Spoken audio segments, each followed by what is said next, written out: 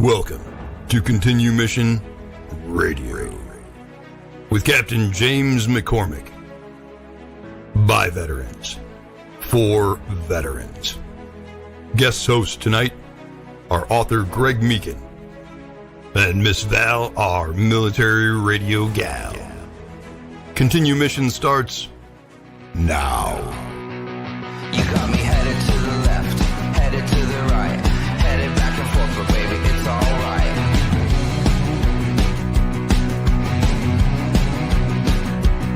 You got me going to the east, going to the west, going up and down, cause baby, you know best.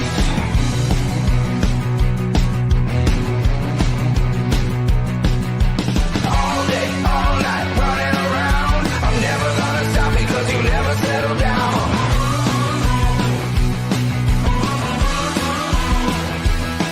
Got me shooting into space, flying at the sun. I'm never coming back because baby, you're the... Welcome to another rapid deployment of Continue Mission on the Veteran Channel. Today is Wednesday, March 25th, 2026, and this show is coming to you from the great state of Arizona. I'm Val Olson, and I am here once again at my kitchen table with the one, the only, the Iceman, Greg Meekin. For almost a decade, Continue Mission has been produced by veterans for veterans. So let's light the fuse. Buckle up, everyone. Greg Meekin, what is on your heart today?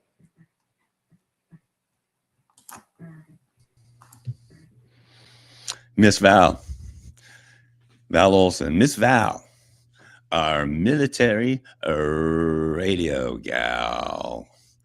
What's on my heart this morning? Two things, other than I'm just so excited to have our next guest come up. That's on my heart. But on my heart is second chances. Okay, second chances. And it occurred to me that all great men and women get their butts kicked in life. Every single one. What's amazing to me, and I'm talking from personal experience here, like in the last month or so, God grants us second chances, even if we don't deserve them. Gives you a second chance to get back in the game, for redemption, for a reckoning, or just to be happy in life. Second chances. So anyone out there who doesn't think they're going to get a second chance, I beg to differ. Just watch. And secondly, got two things. Val, I'm off to the races today. You're off to the races. Two things. Boy, second chances and redemption. Same thing. Redemption. It's that no matter how low, how tough, how brutal things have been, I really do believe in redemption. I believe that there's a moment that we are able to come back, and that only by the grace of God does that happen. I feel personally,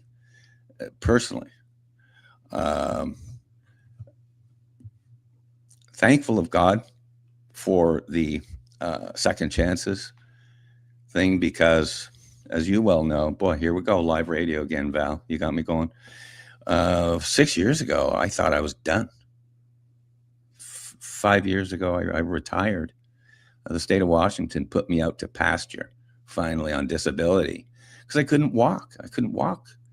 As you know, I threw in the towel. I was done 5 years ago. And for some reason, I got a second chance sitting here on this show today with our guest coming up. And as a side note, boy, you love the little monologues already, right out the gate, right, Val? But as a side note, this show itself is a second chance for me, because this is a part deux show. This is a follow-up show with one of the greatest guys in the world, Dominick Yezzo, who I call Judge Yezzo. We did a show last week with him, about 10 days. And it was the first time in my life the broadcasting with you, Val, that I was kind of out of the picture. We had technical issues, and I was about a quarter into the show. I was gone from the screen and wasn't able to participate. So you did a great job with Dominick. By the way, that full show, and there are like 20 clips on there of that show are still on my YouTube channel. Another side note, the first show with Dominick Yezzo, boy, I tell you what, I put up just the quick short clips on it, and there were some amazing clips. They got like 7,000 immediate views on them, in the first few hours and stuff. But the second chance is I never had an opportunity because of the technical difficulties to really deal personally with Dominick Yezzo one-on-one and ask him a number of questions, which I've got some today. Okay. Got some questions today. Like I got more questions than 59 minutes could ever allow, but I got my second chance to be on the mic here and to have him backstage. I feel like he's one of these guys, Dominick Yezzo. You'll hear a lot about this guy. But he's one of these guys, like I said to Anne Rule, the author, when I met her 20 years ago, I said, Anne, I feel like I've known you for maybe 200-300 years. Those kind of people. And that's what this guy is. So if I was granted a second chance to have him on stage today, and just, as they say, around your kitchen table and just chit-chatting, it's great. So without further ado, and I've already taken longer, I've got so much. I know. And I'm going to give you the microphone today. So if you're just joining us and you've missed part 1, definitely find it on Greg's YouTube channels. It's one of the best interviews, and I had a lot of microphone time, so I'm going to let you talk, but it's so interesting, and we go really deep on this show. So go back, watch part 1. It's so good. So without further ado, Greg, I'm going to give it back to you. Follow Greg's YouTube channel. That's GREGMEAKIN. Back to you. Very nice. Very well done. That's kind of like a mini intro. That's good. I'm going to introduce Dominick Yezzo. He is the general counsel, #1 legal attorney guy for the Vietnam Veterans of America. We'll be talking about them a lot in this show. But let's bring him on stage. Dominick, welcome to the show. You've been here, done that. I noticed really early that you're wearing your leather today, Dominick. So why don't you just say hi to everybody again? You've been here, done that. I labeled this show Dominick Yezzo Part Deux. My wife can't stand that when I go Quebec on her like that. But just say hi. Now take a couple 3 minutes. Val and I are just getting warmed up here, and just take the mic and you go for it, and we'll pick it up from there. Of course. And I heard your introduction, and I'd like to add that the best work in the world is done across the kitchen table. So that's a great place to begin. Nice. Any endeavor that has value. I'm happy to be here again. Enjoy the exchanges that we have, the exchange of ideas. And I'm happy to represent the Vietnam Veterans of America as general counsel and as a veteran myself, who still maintains a very close connection to all veterans, but mostly those who were with us in that war particularly. Well, you are everything Vietnam. You're everything Vietnam, and again, your story is amazing, Dominick. A side note here, and this you'll enjoy. I can't stand fake news, and I don't know if it was fake news I read this morning, but I really get because of our circles, with the veterans and the little war going on, the Iran war. My news feed, as is yours, probably real busy. And I heard, and I know it's either fake news or whatever. I heard that the Iran had launched some missiles at the Abraham Lincoln, the USS Abraham Lincoln. And I haven't even drilled into the story, but I'll just say before we start the show, ain't no one touching the Abraham Lincoln. Okay, I know the Abraham Lincoln from 20 years ago, and I knew guys on the Abraham Lincoln. This is a Nimitz class aircraft carrier, Val, CVN 72, And I got to meet those guys because the Abraham Lincoln was stationed across the water from me. It's stationed in Everett, Washington for a couple of years. And by chance, by hook or by crook, I got to meet a lot of those guys because they played hockey. And I happened to own an ice arena in Bremerton, Washington. So those guys are amazing. All of our aircraft carrier groups are amazing. And just to let everybody know on the other side, shall we say, you ain't touching our aircraft carriers. I'm going to call it fake news right up to the minute. But either way, I didn't expect to kind of chat about that a little bit, but do take a couple of minutes. We're going to go single screen for you here, Dominick. Tell people who you are. Take a couple of minutes, who you are. A lot of folks, even from the last show, I like to just reintroduce you. Tell people who you are, what you're doing. We'll go single screen on Dominick there, and go ahead. Mike is all yours, sir.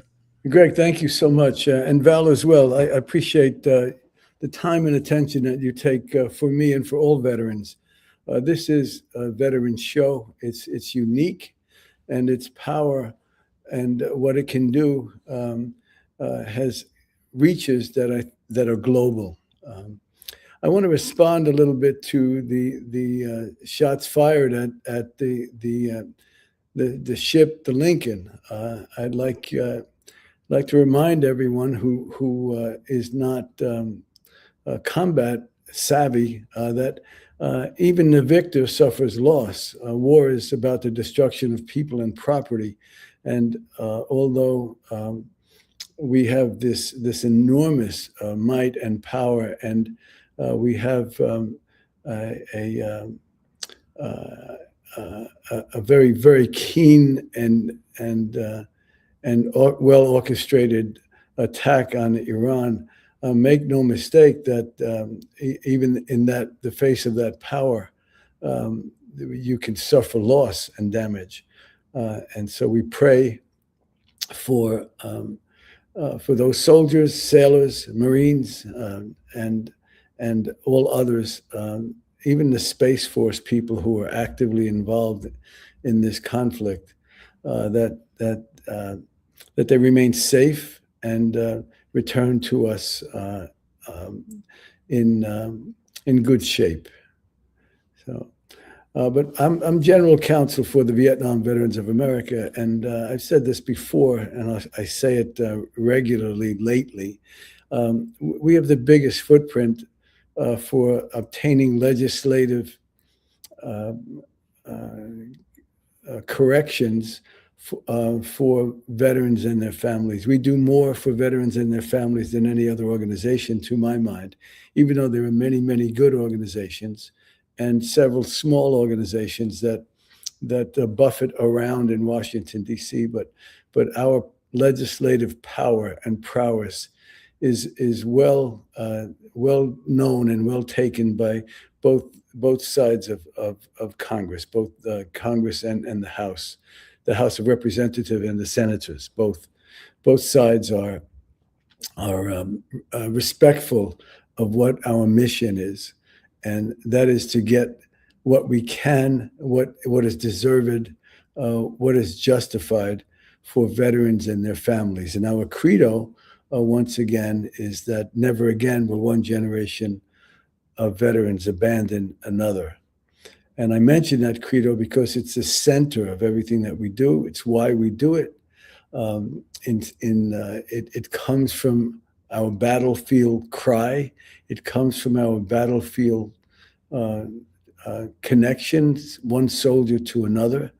And it comes from the remarkable togetherness of soldiers who fight for the United States of America, unified in purpose, regardless of what the orders are. We mind each other. We care for each other. We never leave anyone behind. And so there's a bonding which is indelible amongst veterans, which is sacred.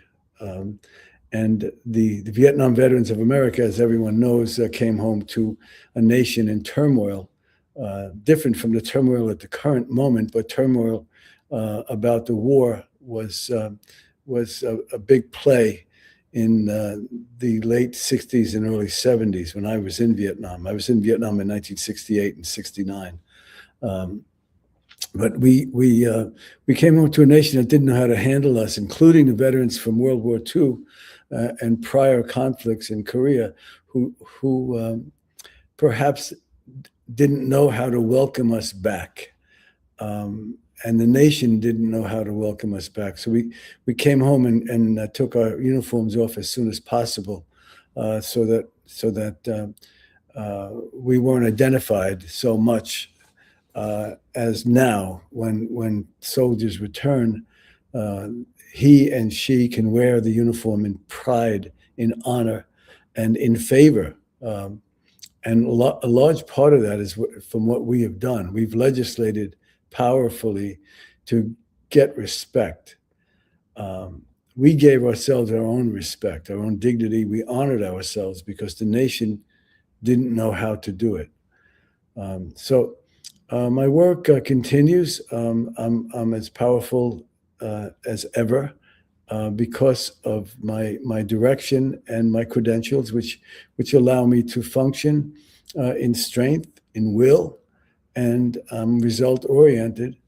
And so, we serve veterans and their families, getting them benefits that they need, moving Congress to carry our needs, which we project to them by creating bills or by speaking and educating both sides of the House, both the House of Representatives and the Senate, to what it is that a veteran is. It could be an issue with post-traumatic stress. It could be an issue with toxic exposure, an issue of homelessness. There's a list of issues that we work on a regular and consistent basis. We even work with the Department of War to ensure that the Gulf War veterans who are really turned away from by the Veterans Administration have the same benefits that we got for toxic exposure with Agent Orange. So they're kind of forgotten. And one of the things the VA does is it separates the groups of veterans. And one of the things we do is we unite all the groups of veterans. I serve as much for Gulf War veterans and for veterans of the conflicts that came after my war as I do for us, for Vietnam veterans. Hey, Dominic. Yes. I want to stop you there because you talked about your work within the justice system. And this is what I wanted to ask you specifically last show. Talk to the folks about your veterans incarcerated and in the justice system. I say this because this is as cutting edge as it gets. And what you're doing and what you're committing to is as cutting edge as it gets. Way back in 1977, I did 1 year of police technology, which is law enforcement, obviously. And the big word of the day was recidivism. Mm-hmm. Recidivism. And I found out, and it's stuck with me since the late 70s. I found out that this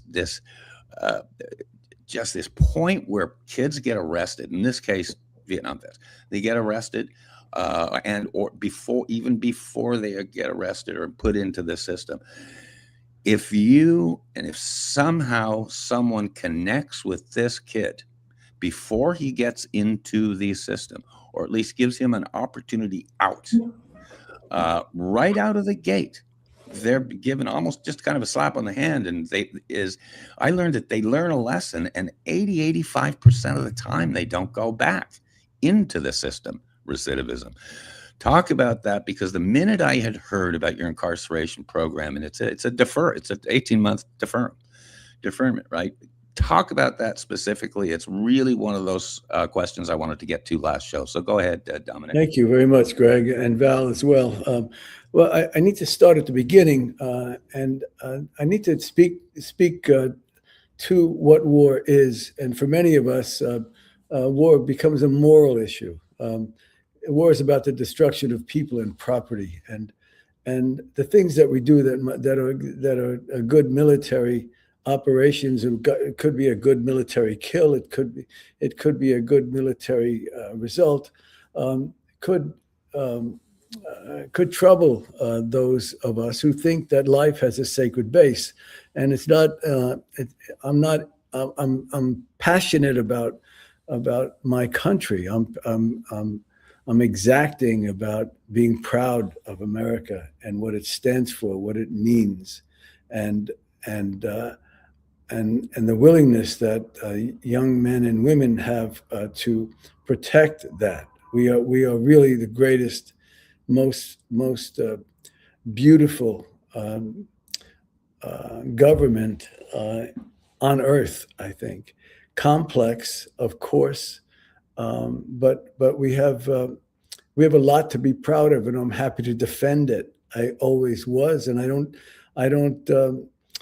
regret my service, my time in Vietnam, in war, in battle at all. The older I get, the more important and more vibrant it is in me. There's a wisdom that comes from it. However, the return of soldiers, if we're going to talk about veterans who are incarcerated, you need to talk about the conditions that veterans return from war with, including me.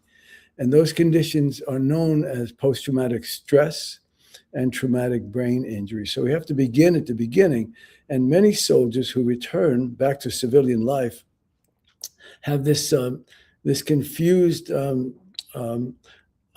effort by the people who we return to, who are applauding us, and yet we have this kind of melancholy, sadness, confusion that we left our guys back there, still in harm's way, and those guys were our brothers and sisters, and they were everything to us.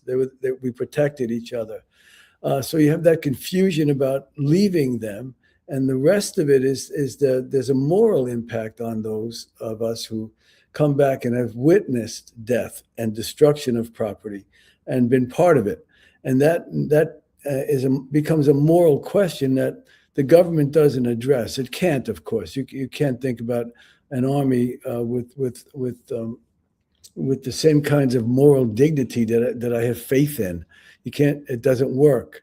An army's got to move, and it can't move on sentiment or on sacredness. It moves on mission. It moves on purpose. It moves on result. And the results are clear once they're accomplished. And the ways that we get those results are harmful. It's about the destruction of people and property, and proudly so in many cases. However, the repeated call to destruction of people and property and the face-off of humanity, the face-off of an enemy is the face-off of another man with a gun or a bazooka or whatever it is that they're shouldering to harm you. And so you return with this ideal of returning home, which is wonderful, but the quick transition back to civilian life scatters us. And so many return with post-traumatic stress, which is a little complex to define. It has 1,000 faces, but also with traumatic brain injury, which is easier to know because it's medically discernible. Traumatic brain injury, I'll talk about first a little bit, if I may, is a discernible change in the frontal lobe of the brain. So the soft tissue of the brain up here in the front of foreheads and a little further back there is changed. It's not damaged; it's changed. The result of repeated explosions, or even firing your gun 500 times a day, or being in the witness of heinous and destruction, and repeated kinds of destruction of people and property works on you, even if you don't think it does or know it does. And that work becomes apparent when you come home, and the world is recognized as kind and simple, but you're in trouble. You have a moral dilemma inside of yourself, and I call it a moral dilemma because soldiers have faith, and faith is what kept me going. Faith is what I held on to. And so if you come home with those conditions, like many soldiers do, it's possible, if you don't have a support a good family or a good neighborhood or good friends. And remember, all soldiers come from the same places, right? The people that join the military most of the time are from traditionally underserved places in cities and in the countryside. As well, the face of that, even in soldiers who are drafted, when they were drafting soldiers, and it could happen again tomorrow, are soldiers who were not able to be in college or not able to have a deferment for any reason. And so the same soldiers, the same people fight all the wars all the time. And they're valiant, heroic. Military teaches us exactly to function. It teaches us to work in a unit. It gives us a skill. And if you don't have that skill correct and 100% right, you don't go forward. So everybody knows something in the military. Everybody's graduated to the level of your work, whatever it is. And I was in civil affairs and psychological operations, which is a G5 unit in the 1st Air Cavalry Division. And so, but I still carried a rifle, and I was wounded, and my work was various. It wasn't infantry, but I was around that and in that enough so that I was part of it, part of all of it. Everybody's part of it, whether you're infantry or a cook. And so you come home and you have this head full of broken glass, which I've defined again and again, and nobody knows it because you look well. But inside there, you're troubled, and the trouble begins, to my mind, with an affection, a personal affection for your own morality and your own faith, which is vibrated against each other. And so you got this problem. And so the problem can stop you from going forward because it's a depressing kind of issue. And you need strength. You need to be cured. You need to be understood. And nobody understands you but another veteran. And so veterans get arrested because they struggle with PTS, well, I call it post-traumatic stress, which could mean that they can't acclimate back, and that they start to self-medicate, either drinking or smoking pot or drugs or something else, or they can't feel meaningfully connected to anything anymore, or they feel guilty about a good military kill. Those kinds of things peep up in you. And after the excitement of the return home, after the heroic entrance back into your home, your neighborhood, your family, your friends, you're left with yourself. And a lot you can't handle that because you don't know how to. You can't fix it. When you come home from war 2 ways: dead or changed. There's no other way to come home. So every veteran who's gone to a war zone is changed or dead.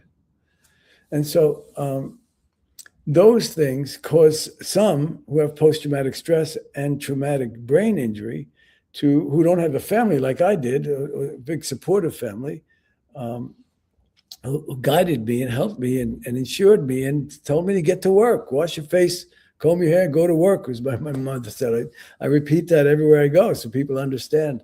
And it's the best advice I ever got. But you could see where if somebody else who separates from society, is removed, and nobody understands post-traumatic stress, which they used to call battle fatigue or shell shock, and nobody understands the memory that's troubling this guy or this gal, and they're likely to drink and resist arrest, and worse, maybe a car accident, or maybe domestic violence, or maybe worse, maybe a drug deal that goes bad. And so the percentage of veterans who are incarcerated, getting to that place that you want me to chat about, needs a big introduction, a big premise. Those persons who are not served because of their illness, their battle their battle illness, their war trouble, are likely to commit crimes, and the statistics are high. And so I serve veterans incarcerated because I understand post-traumatic stress and traumatic brain injury. And I also never leave anyone behind because I wasn't left behind. When I got hit, I was medevaced by the Marines, and they came in to get me without anybody telling them what to do. They picked up the call and they saved my life. I was bleeding out. And I said this before, and I'll say it again. The guy who got out was a door gunner, and he was 19 years old. So was I. He ripped the first aid kit off the back of the wall of that chopper, and he put the coagulant on me, stuck his finger in the wound. I was bleeding out, and hit me with morphine, and they bandaged me up and they compressed that. They tourniqueted me around my chest, and they got me to that little tent, that little aid station, like a MASH station in the jungle, and rushed me in. It was within 7 minutes, and saved my life. I was full of shrapnel in there, right? So, and then then they took me to the hospital ship where I convalesced for a month, for 30 days or 31 days. And that experience, that trauma, that saving was not by somebody who ordered them to get me. It's by guys who picked up the call. That's what a veteran does. Now, that's what I do for persons who are forgotten most. The ones who struggle with post-traumatic stress, traumatic brain injury, who are doing 25 to life because they couldn't cope. And it's not every veteran that has PTSD and TBI. No. And some veterans they were criminals before they went into the military, of course. And some are criminals when they come out, of course. But the service-connected issues that we stand for, and that I stand for in this committee, begins with caring for veterans who are incarcerated.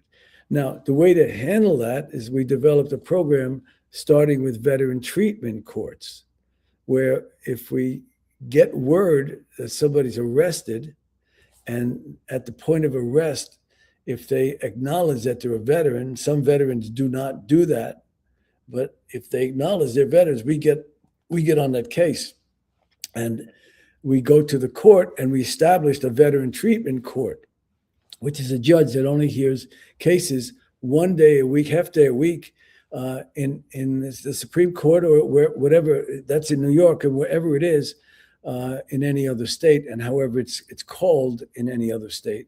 It's that court of that jurisdiction. And we serve that veteran there and try to save them by giving them counseling, comprehensive medical need, letting them know that we're here. We go to court as mentors, and we try to save that person. And we get them, if they plea out to the charge, and if the case was not too violent, the judge agrees, we can save that young person from incarceration or from further mistakes civilly in the civil world that they're trying to reorganize themselves in, which they can't. And so I don't leave those behind. So there's veteran treatment court, there's visits to prison, and then we have part of the program. It's a tier 3 that we developed, and the third part is getting ahead while getting out. And we go, if we know that there's a veteran who's about to be released in 6 months, we go in there, befriend that person as a veteran to veteran. And when they're out, we're waiting for them. And we'll offer them clothing. We'll try to help them with a job. We'll try to get housing for them. We'll try to welcome them back to the community and keep them away from what they did and where they were when they were incarcerated. So it's a 3-tier program that the Vietnam Veterans of America have developed, serving veterans in prison, of course, and many are doing 25 to life. They'll never be home. Serving veteran treatment courts, initiating those courts around the country. When I first started doing this, there were a few of them. Now there are hundreds of them in every state, and they make sense. And serving veterans before they return back to civilian life by offering them a return to the community, veteran to veteran, not a soft return, but a return where you got to shape up. We're here for you. So you have to do the right thing. There's no choice. You have no choice. You have to do the right thing. You have to work, and you have to suck it up, and you have to get right. And we're here to help you. If your gut feels like it's going to explode because of whatever it is that's affecting you from post-traumatic stress, we got you. If you TBI, we're going to get you to a hospital, or a doctor, or a veteran military medical place that would understand what traumatic brain injury is. Judge Yezzo, Yes, sir. what's the success rate of the program? Do you have results and stuff? And how's the prognosis look in the next few years? We're aged out. So Vietnam veterans are we're between 76 and 85. So Right. we're aged out, and many Vietnam veterans who committed heinous crimes or terrible crimes, Class A felonies, are dying in jail, right? They're dying in prison. But the success of that could be me showing up and saying Happy Thanksgiving in early November, and that's successful. It has no statistic, right? The success of entering and bringing the warden to understand what post-traumatic stress is, and having the warden put the veterans in a separate ward where they no longer function as that prison bebop that they have, that thing, that the prison look. You can tell it from 100 miles away, right? They become soldiers once they're in a separate ward, and there's zero discipline. I have that statistic. When you put veterans in a separate ward, there are no discipline issues, none, zero. We manage ourselves. It's veteran to veteran, and it's a closed company. It's a unit, and we all remember how to function as a unit. It's part of the strength the military offers us, and it's indelible. So, but the statistic of recidivism is it's scattered. It depends state to state. It's lower when we have a handle on it. And remember, the institutions, even if it's in the same state, are governed by a warden or a prison administrator. And each institution has its own way to grow flowers. It has its own way to handle its inmates. It has its own shape, its own size, its own way. And so it's case by case with that. And we travel around as much as we can to get wardens to put veterans in a separate ward. It's remarkable what happens. Every case, I'm sure, as you say, is different. And the ages, generations of the vets are different now. What I'll say here, just as kind of a final note on this subject, I encourage you, first of all, congratulate you for working on this cause, this incarcerated veterans and in the justice system. I congratulate on that, and I encourage you and the VVA to continue working on it. And even long after you and I are gone. Okay, so you've got a brand new generation of combat veterans who are coming up here. The Iran War. Yeah. It's going to be a brand new generation. Yeah, for sure. So it's a never, more different kind of. Going to be a different kind of trouble, a different kind of moral trouble, because the war is intelligent artificially, but managed by human intelligence at this point. And the war has a separate kind of newness to it, which is technologically advanced. It's absolutely stunning to me. The kind of fireworks, the kind of firepower, the kind of charges that are exploding around the Middle East and elsewhere. It's awful and highly advanced.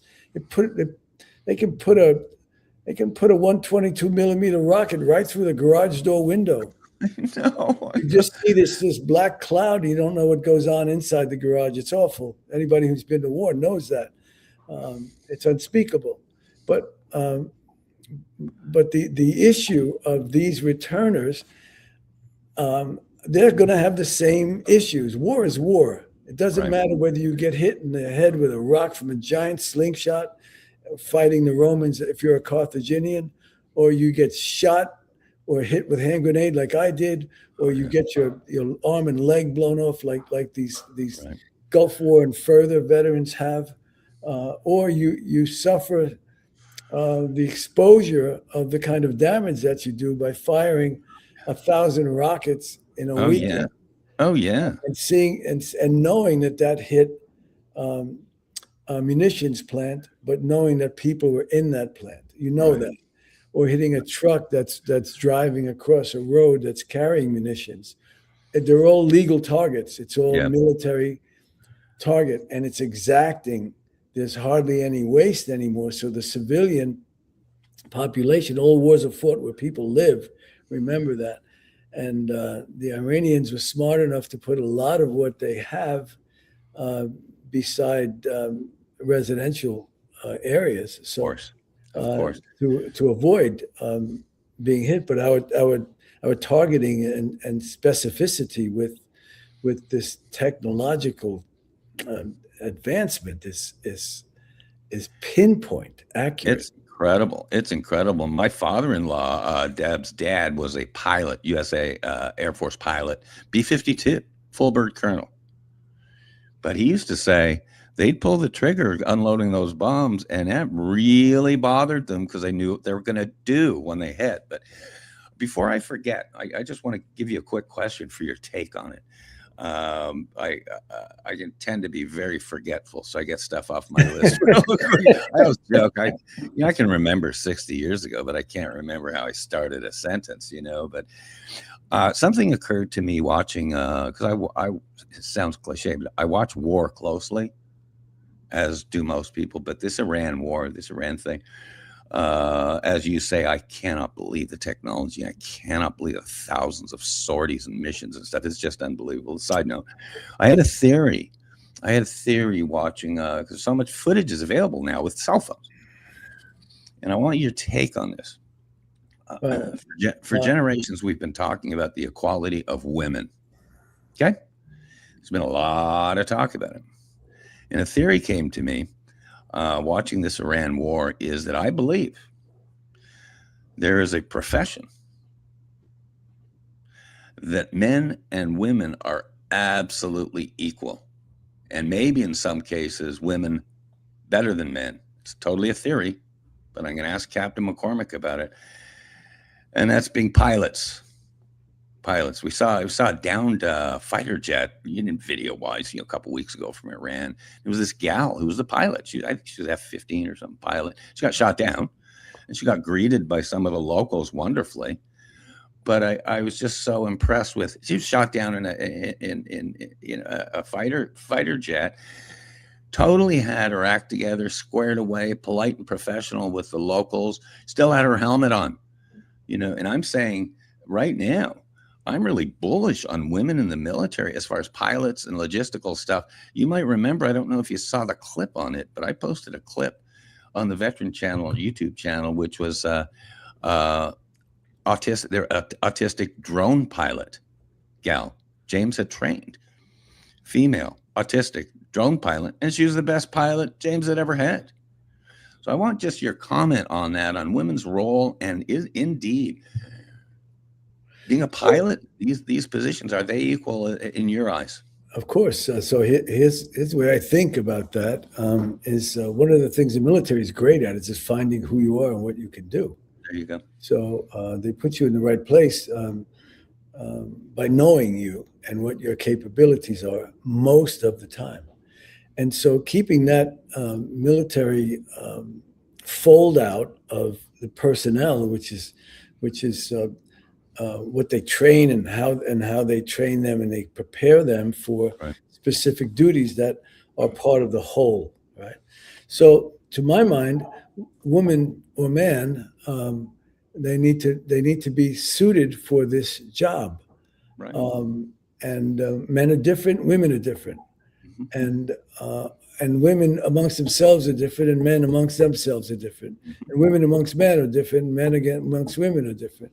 And there are suitable and women could be the same, and men could be the same, and women. The issue here is not about man or woman, although I think some people are misplaced in combat. But it's about what your capability is to do this particular job. And so, if you're a woman who has no real shoulder into hand-to-hand combat, or riding sure. as a 50 caliber gunner on a convoy truck, that's the wrong placement for that person. It might be the wrong placement for a man as well. That guy might be a better clerk, or a better cook, or better something, or be the quartermaster, something of that sort. So I think you need to recognize and find the suitable condition of that human being for this job in the military. Right. It's really the way to go. And so your pool of able bodies, which the military needs, boots on the ground, comes from every state, from every gender. They have to be well matched to the job. Right. The best person for each job, period. Everyone's wired differently, like you say. A great coach in sports is someone who can take an island of misfit toys, a whole bunch of characters, and bring them together in a common cause, common mission. And that's a real gift. Really good comment there. And Greg, remember too that some women are not like in battle. You got to go forward. Some men are not willing to do that. Some women would not be. Their reaction would be less, and that's a mistake because it puts everybody in harm's way. The unit's got to function, especially in close quarter battle. Got to function as a unit. Nobody can step back. Everybody's got to stay unified on this thing. So, Judge Yezzo, I want to switch gears a little bit. This is good stuff. We'll go back to a little bit of the VVA and stuff. I want to switch gears a little bit because I don't want to forget. Imagine that. I say to my wife all the time, I just don't want to forget here, so I got to get it off my mind. I want to talk because it's what I wanted to bring up on the last show. I want to talk about this little book that I read. Actually, I read it 2 or 3 times, and it's right there.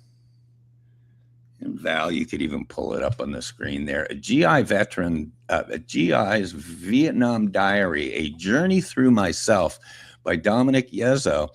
You had mentioned earlier a 19-year-old. You were 19 when you went to war. So I want to go back. I want to take you back, imagine this, a little bit to that era, because I want to ask you a few questions about the book. It's available on Amazon. It's a absolutely fabulous book. It's as you'll relay here, Dominic, it's a diary. You kept a diary, really. It was a year and a day that you were in Vietnam. Memory here, August 14th, 1968 until August 15th, 1969, and then you were flying home on the 16th. So it was 1 year. And from the last episode, you said you wrote it, as I've done in the past, keeping a journal in case you died. In case you died. And it was really amazing because it was literally just a day by day, sometimes analytical and complex, sometimes just a quip or whatever. But I wanted to ask you a few specific questions about the book that I had, because I read it a couple of times. Sure. I've got highlights all over the place in it. I want to ask you about Sergeant So. I want to ask you about Sergeant So. I want to ask you what he meant to you. And I also wanted to ask you, did you ever know him after the war, after Vietnam, or what happened to him? Please just take as long as you need here, Dominic. Single screen, Val. Talk about Sergeant So. Yeah, Sergeant So was a Vietnamese regular. He was in the Vietnamese Army, and I was with the Civil Affairs Psychological Operations Unit with the 1st Air Cavalry Division, and we were up north by the DMZ at a place called Camp Evans, and we worked out of LZ Nancy as well, which was a smaller base camp, like a landing zone for a helicopter, and a bigger base camp, which was Camp Evans. But this was a camp that had 3 rounds of barbed wire around it, and we had bunkers set up within 50 yards of each other, and we had guard duty every night, and we lived in tents and huts, and the headquarters company was in a bunker, a command bunker that was half dug into the ground, and sandbags with metal PCP and more sandbags on the top to protect what was going on inside, where the brass was, the colonels, majors, colonels, and above, including General Forsyth, who showed up there on a regular, consistent basis, who was in charge of the G5 section, which was a big deal, civil affairs, psychological operations. So Nguyen Dang Sona was his name. Sergeant So was, he was a Vietnamese regular whose family was from Saigon, and he worked with our unit as an interpreter, because one of the things that we did in civil affairs and psychological operations was, if we captured North Vietnamese Army or Viet Cong, and we found that some of these captured soldiers were willing to be I don't want to use the word trained, but were willing to be psychologically adapted to democracy. They were willing to understand what American democracy was. There'd be a small class for them. And if they seemed to be that way and were helpful and ready to defect, literally, even though they were captured, or they might have walked in too. Some of them quit. Then Sergeant So would help us to get information from these, because he spoke Vietnamese and he was an intelligent guy. He was a good soldier. He was fun, and we were in his land. And it felt, when he was around us, it felt like we were a guest of his nation. It's what he did, and he was a character. He knew battle. He grew up in war. He remembered the French in Saigon and in Vietnam. He remembered his father being a soldier, and he grew up in literally in war-torn Vietnam since 1950s, and now it's 69, and his homeland is in war. It's been in war. It's been occupied by the French, somehow the Chinese, and somehow the Americans, right? And the Americans were occupied 500,000 soldiers there. And so he assisted us in our making of reparations. So one of the things we did in PSYOPs was, if a village was inadvertently destroyed, we'd go out to that village with Sergeant So, and we'd make reparations. We'd find a village leader, and we would pay them for the repair of what was damaged. And we tried to listen to what the matter was. And war is fought where people live. It's part of the hardship. We would take a veterinarian, military man, out with us, who would try to show them how to better treat their water buffalo, give their pigs inoculations if he found that the pigs had a disease or so. I thought that was redundant, because the Vietnamese people have been taking care of their water buffalo for 1,000 years. So, but we'd come in with this. It was an American goodness, but it was not always received well. I was part of that crew. He also helped us to write pamphlets and leaflets, which we dropped over battle sites. And he helped us to produce the right language for those who would receive this, receive these little placards that we'd literally scatter. I dropped them. We'd take cartons of it in a helicopter, and over the battle site, I just dropped them over the enemy. And he was that kind of partner for us. And I befriended him, and he befriended me. I tried to speak Vietnamese, and he enjoyed that. So he would try to teach me Vietnamese, and I would, teach him about a subject and a predicate in English. And we had a lot of laughs together. We drank beer together, and if we went to town or were in a town, he would act as a kind of chaperone. He showed us around and introduced us in places where we would otherwise not be introduced, and especially me, because I was trying to learn the language, and he enjoyed that as I enjoyed him. And after I returned, when you leave your unit, you leave them all behind. And after I returned, it was a long time, and I got a letter from him, and the letter was right before the end of the war in 1975, and he was trying to get out. And so I took the letter, and I was a student an undergraduate student working 2 jobs, trying to make it work. And I was just married then too. So things started to settle after that for me, because I had purpose, and I had a design on my life, which was not, my head was not so scrambled, because I had purpose and direction. And so I read the letter, and he was asking me, I don't know how he found my address, but because I didn't live in the same place that I did while I was, when I came home to in Vietnam. I had a different address in New York City. But I took the letter, tried to get it into the Vietnamese embassy, and the message I got there was that there's hundreds of thousands of people trying to get out, and we don't know how you can sponsor that.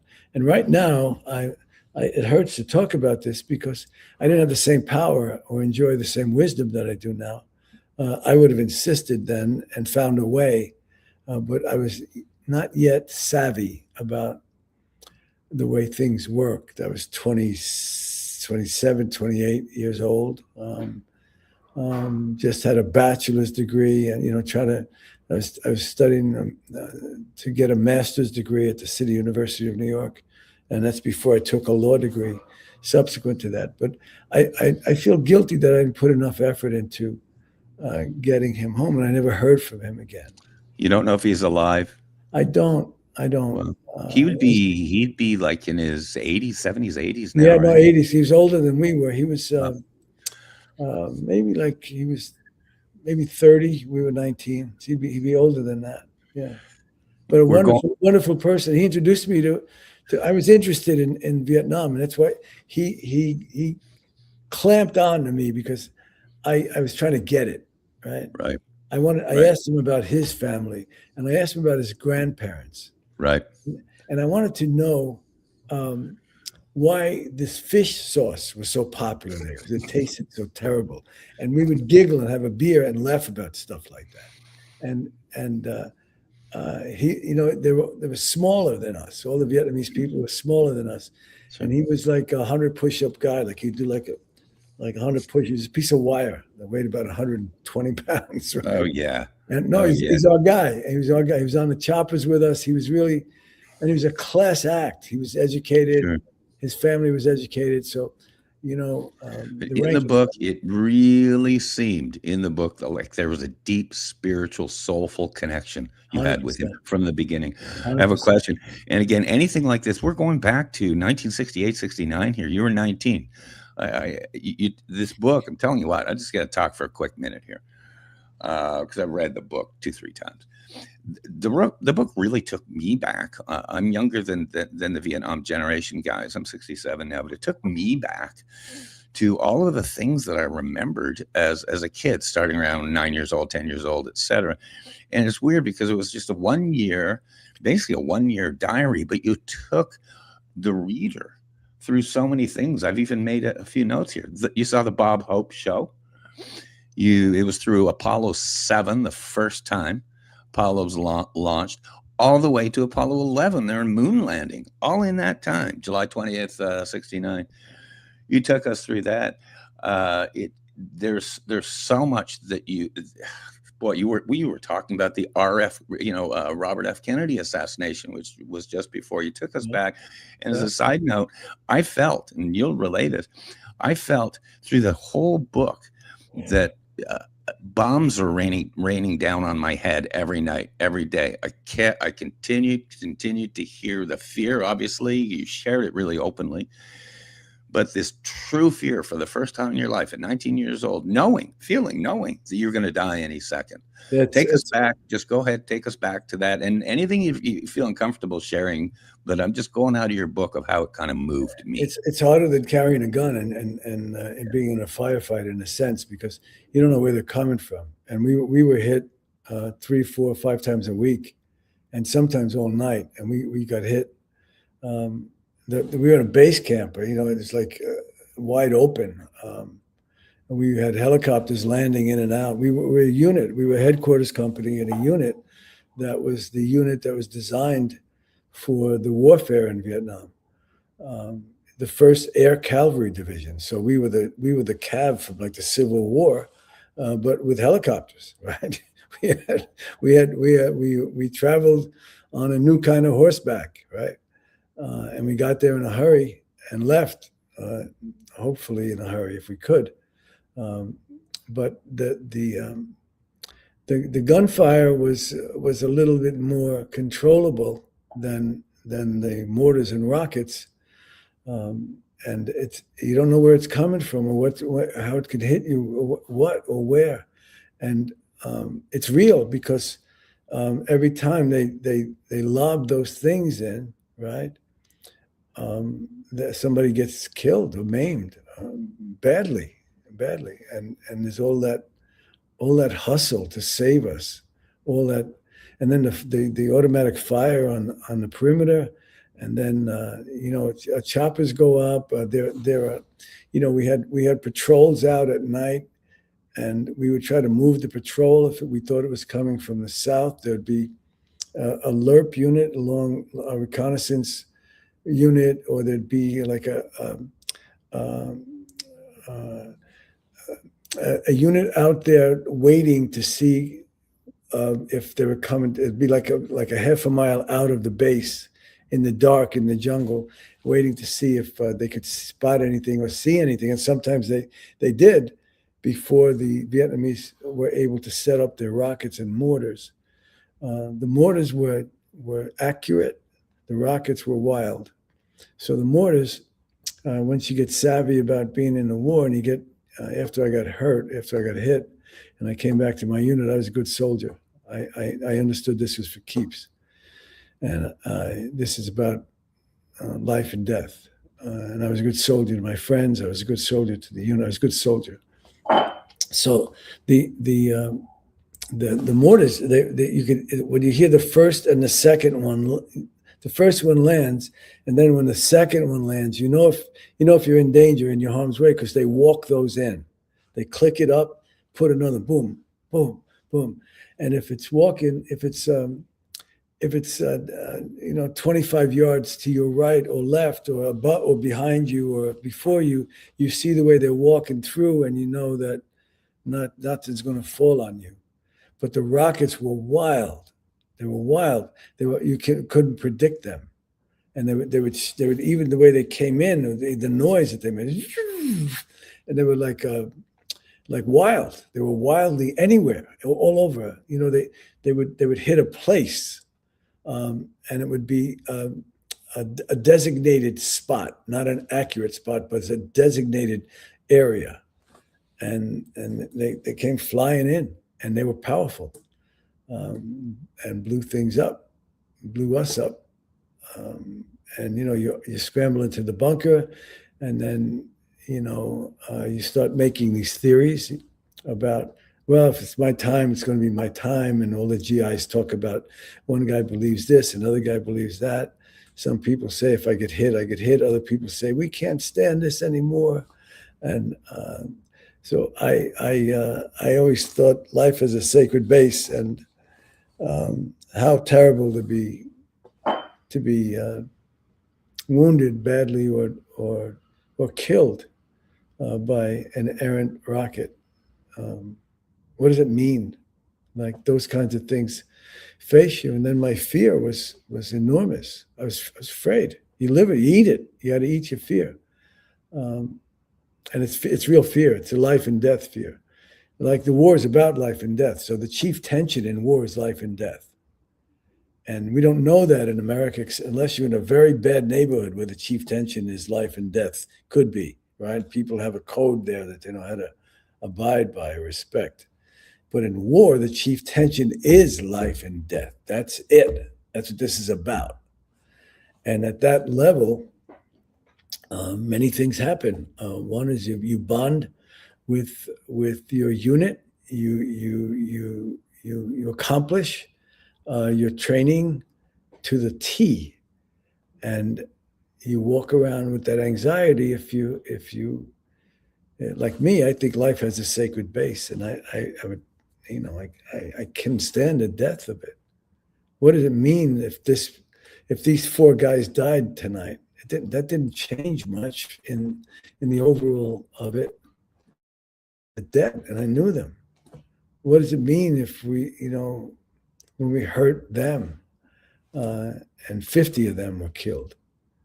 And why that didn't change the war so much like that. You think these thoughts, and you try to sleep through it. And thank God for my faith. My faith kept me going. My faith, and as I speak to this now, I can feel my anxiety. I remember it. I remember it. Yeah. And I pray for everybody who's in harm's way in war right now. You're 19 years old. It's just amazing. You're 19 years old. You documented that year. And as I say, if there's anything kind of uncomfortable or emotional about this chat, because I do like to throw out questions of stuff that really moved me. And Sergeant So did. A few other things did. I want to throw another question at you. And again, if no details needed here or whatever, it's probably, I love to ask questions that no one's ever asked on the air before. So you just you're taking me apart brick by brick. By the way, I was going to say, you know that you are as New York gets, right? You know that, right? I was born in Manhattan. I come from an Italian immigrant family. I'm a New Yorker. Yeah, I was 3 degrees. City University of New York for 3 degrees. Sure. You haven't lost your accent. I did a chapter in my book called "How to Talk New York," and I was kind of comparing it to Trump, right? Donald Trump, because I said how to talk New York. It's real easy. I taught my kids this. Just say anything you want to a person, then put a comma, and then call them a name. Okay? So like, hey Dominic, how are you? Comma, you jerk. Yeah. You bum. Yeah. All right. That's how you talk New York. I read your book too, and I saw that part of it. I was giggling for a half an hour.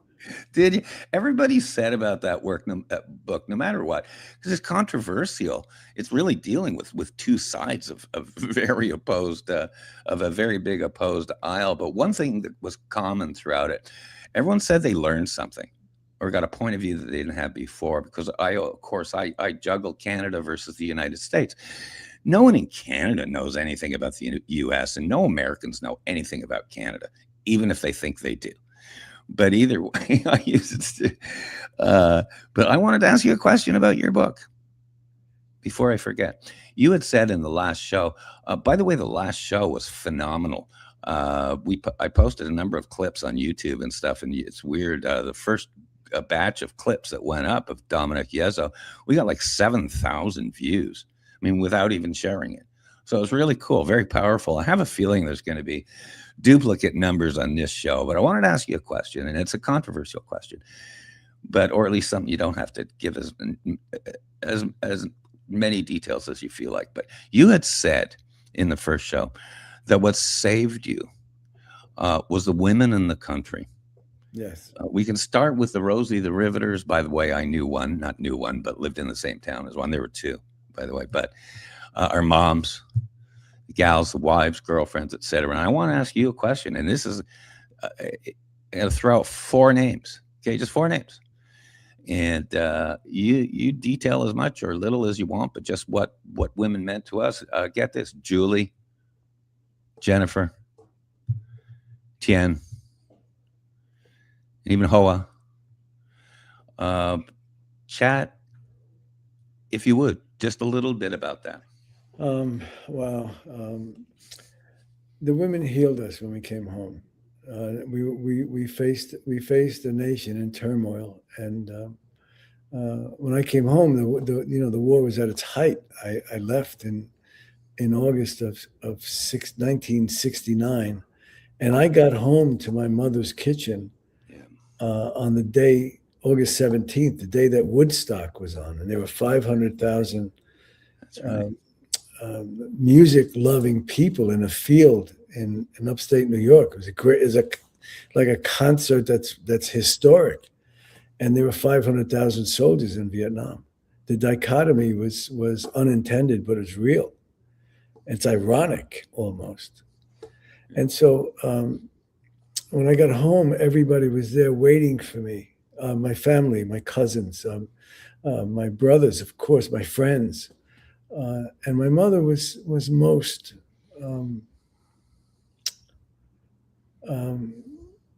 most understanding of the truth of it.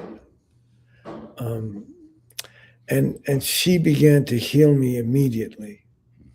She, the mother knows you. The mother senses you. And I was not articulate so much, I don't think, but she did remark early that the boy that she gave them is not the man that they returned to her. She said that, and she also said, I said this, I'll say it everywhere because it's the greatest advice. She said, wash your face and comb your hair and go to work. Because she asked me what I wanted to do, and I said, Mom, I don't know, Ma. And so she fed me, and I had marks and scars, and I weigh 185 pounds now. Then I weighed 150 then, right? I was skinny. I didn't know it, but I was not the one that went, right? And I was wide-eyed. I was like what? I passed a golf driving range coming home from the airport. And I said, what the hell are people hitting a golf ball? Well, my guys are being shelled right now. I couldn't stand it. I didn't know where to look. I didn't know what to do. And so the women, especially the ones coming home that appreciated the damage that they did to a man's soul, healed us. And the girlfriends were young, and the woman in Vietnam who I had a crush on, she got blown up in a bus. And I don't know if the crush was real or not, but I would see her on occasion. And there's a very awkward and stumbly, and just because she lifted her head and greeted me, I was like in a human world. I felt good. And others, which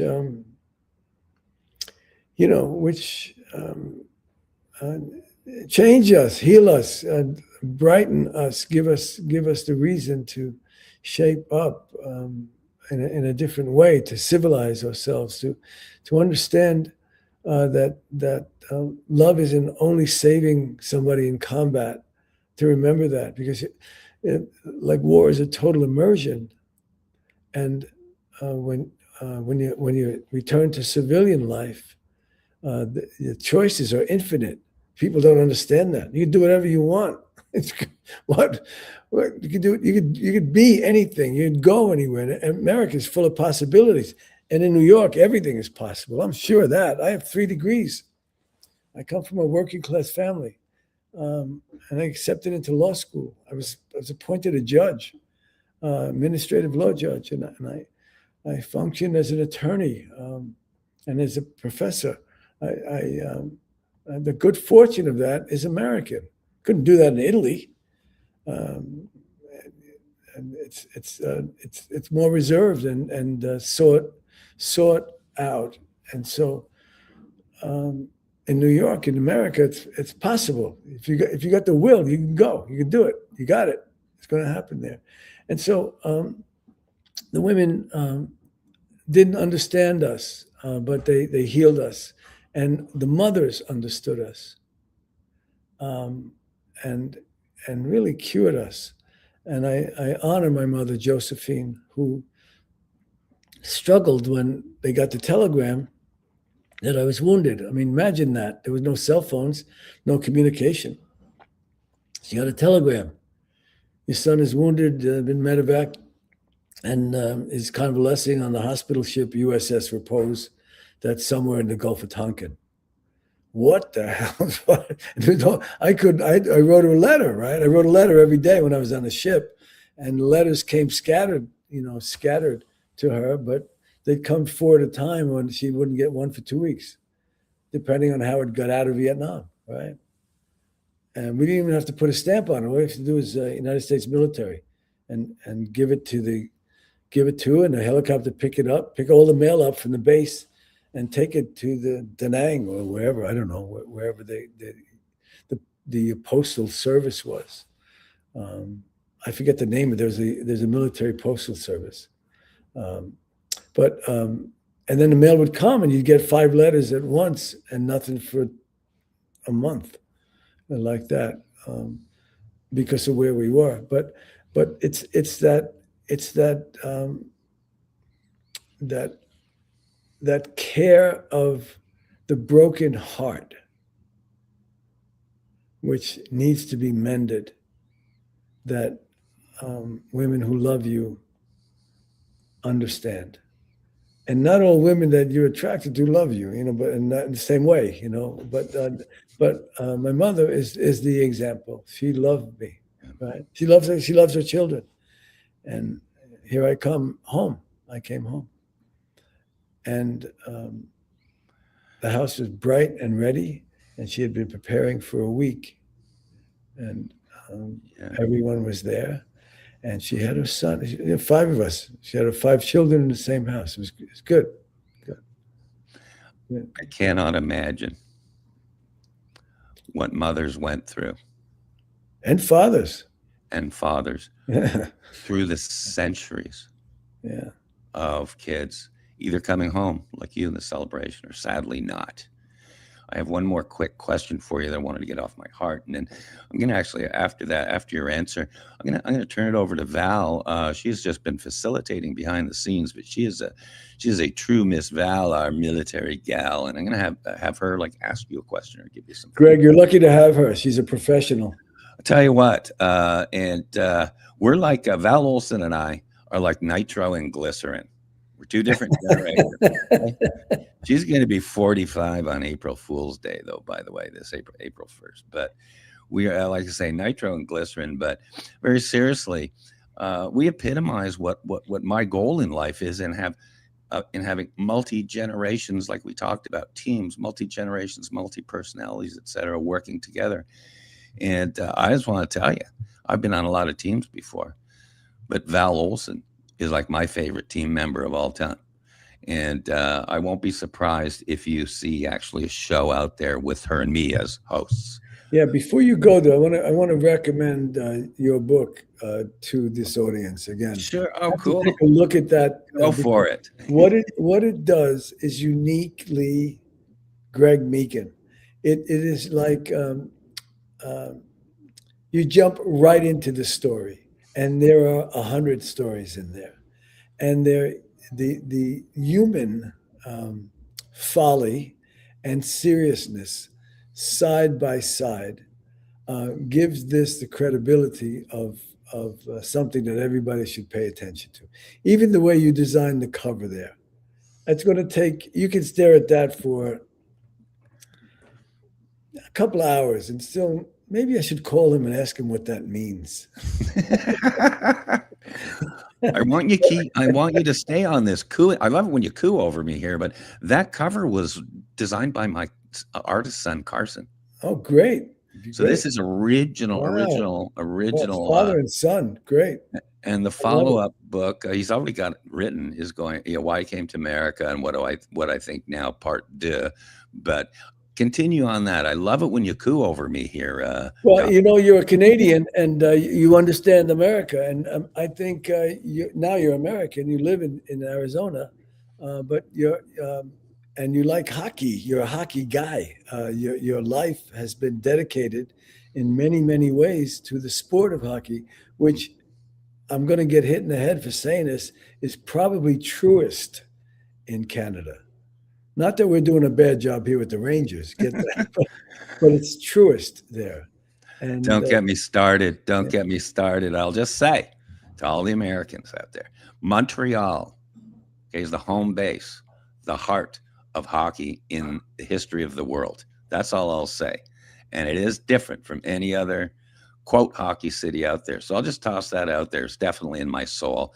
And honestly, victory and excellence and achieving the top of one's profession is also as well. So go ahead on that. I really do appreciate this feedback, Dominic. I do.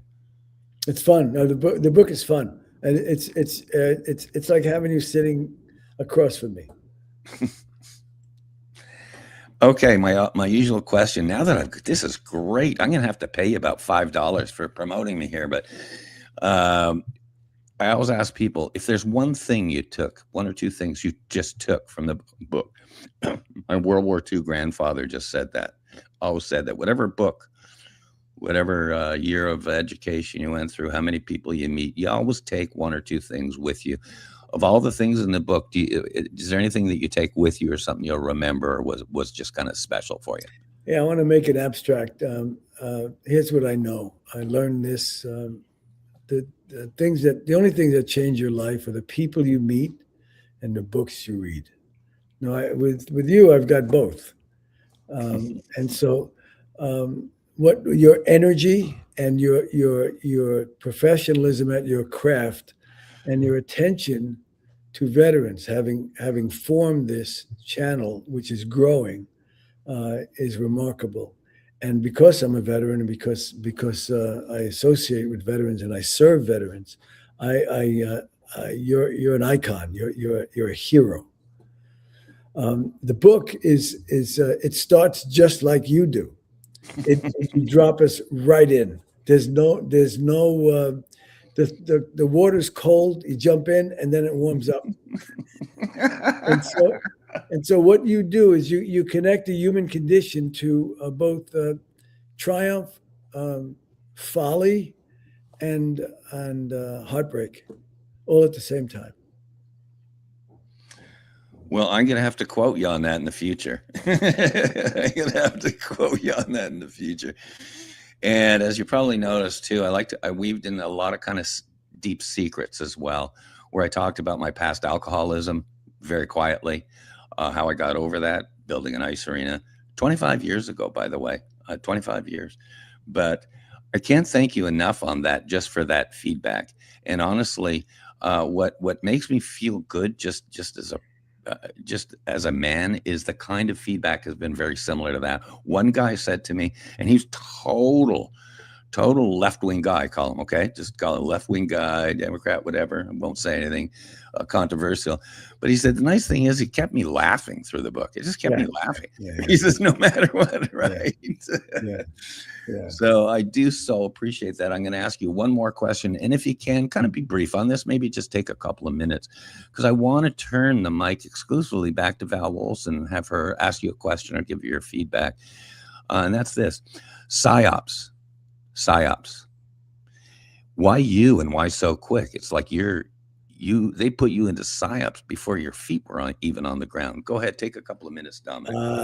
Military finds you, and they know who you are, and they use you for their best advantage. And so PsyOps was heady. It's a heady idea. Not that we weren't in a combat zone, but it's heady, and it's ironic because we there's a premise about reparations, and I think I'm well suited for that. I'd rather repair than destroy. I think I'd rather save than exclude. And so seeing all of that and seeing the heartache of the civilian population there, and carrying the Constitution of the United States of America in everything that I did, even as a young man there, was something that suited me. And the military knows that kind of thing about you somehow. They find you. You take a battery of tests when you are drafted. And I remember clearly when I was at Fort Hamilton, I was drafted. I showed up there, which is they send you a token and a letter. You're in the Army now, and so I remember taking this first battery of tests, and when I completed them, a guy came over and said, "You want to be a helicopter pilot?" I said, "Yeah, I'd love to. Can I call my mother?" He said, "What are you, nuts? You can't call your mother." So I said, "I need to show this off." He said, "Sit down, soldier. You're going to go in there and you're going to complete these other tests." So I did that, and then I passed those tests for whatever reason, and then I was sent for the physical, which I passed, and then they sent me for the eye exam, and the guy, no good. So that I was honored, like, I was like a kid. I was going, shit, I'll fly helicopters. Great. I love it. But so it was exciting, and then down in a hurry. And then before I went to Vietnam, I was stationed at Fort Detrick, which is the Chemical and Biological Research Center for the United States Army in Frederick, Maryland, a very small base with only 200 soldiers on it. And all of them had, except for me, had horticulture and botany degrees. And I was a driver there.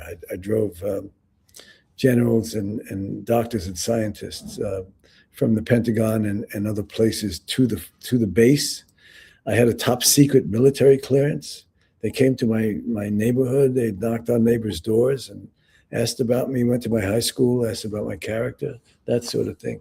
So I was a kid with a top secret military clearance because of the base I was on. And so that my service was at the Chemical and Biological Research Center for the United States Army. And in Vietnam, I was in the Civil Affairs Psychological Operations headquarters company, G5. So.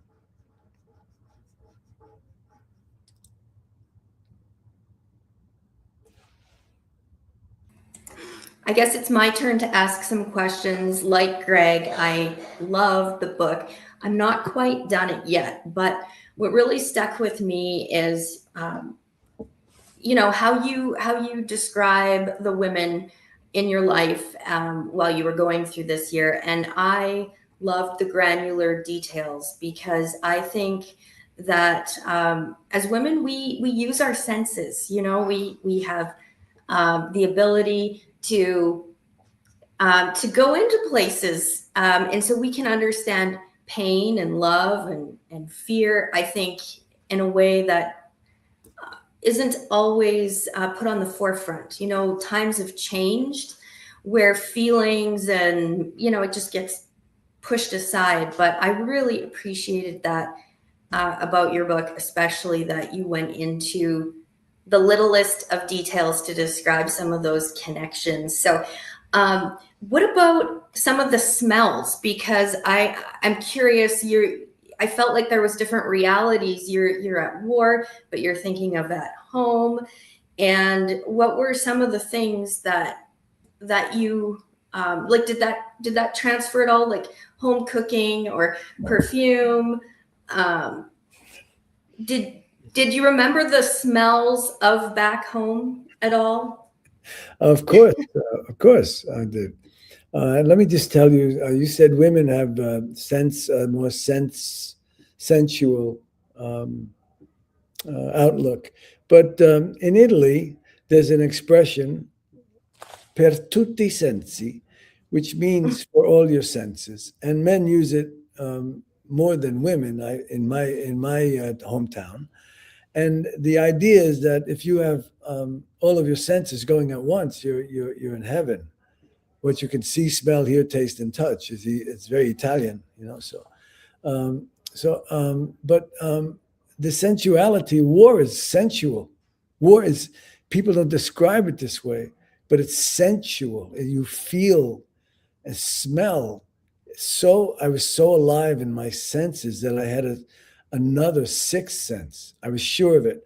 And I knew we were going to get hit tonight because I had this other, just the way I breathed the air, the way I tasted even the sea rations that we ate, or the way I saw the light, or the way I felt that this is the kind of time like it was 2 nights ago, and I just knew it was coming, and so my senses were alive.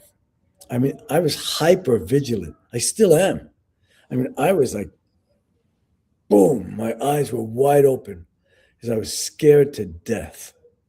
And if your eyes are open, your ears are open.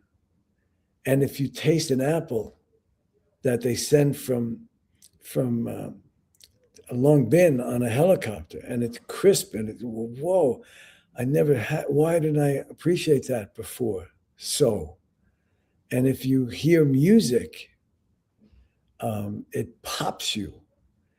And if you smell gunpowder or see blood dripping, or see the brownness of the blood, if you've come across a corpse but that's been dead for hours, or taste or touch something, you're aware of it. You know, the small sound of you walking and you have your helmet on, the small sound of a big elephant leaf, those elephant plants that those giant leaves that were as tall as you, and it passes over your helmet. It's a private sound, but you're keenly aware of it, keenly so. And before an explosion, like before a grenade explodes, you become so attuned to it that you can hear the air suck in first. So it's instantaneous, but an explosion before the thing detonates, at the same time it detonates, it's probably like a fraction of a second before a rocket detonates, or a mortar or a hand grenade. It sucks the air. You can feel that. It like sucks the air, and boom, and then it takes the air, and then it uses that to boom. And so you become like aware of that in a way that's you're like a lion on the prowl. It's like that, and it's hard to define the height of it. Actually, when I talk about it, I miss it, and I don't mean that like I miss war, but there's something about that. There's something about the danger and the senses and the connection of that's enlivened, and it's unspeakable. It's not right. I can tell you that. It's not right. Well, one more memory from your book, and then I'm going to bring Greg on. I wondered, on the topic of senses, but smell in particular, what it was like getting the pillow from, you were sent a pillow while you were there. Yeah. And so you slept that first night. It probably had like a smell that took you home, I imagine. Of course. I got bags of food for my parents. They boxed up food, pepperonis and hot peppers, and we'd all ate it at the same time. It was great. Of course it reminded me of home. The pillow's like smelling like heaven, right? The army smells bad. So, you don't even think about it. You're just living in that. God, thank you for taking us back today, no matter what, through the 60s, 70s, and through the smell of locker rooms, dude. No, not locker rooms. No, I know, but just I got that little sense of you there, just hearing your monologue. This is great.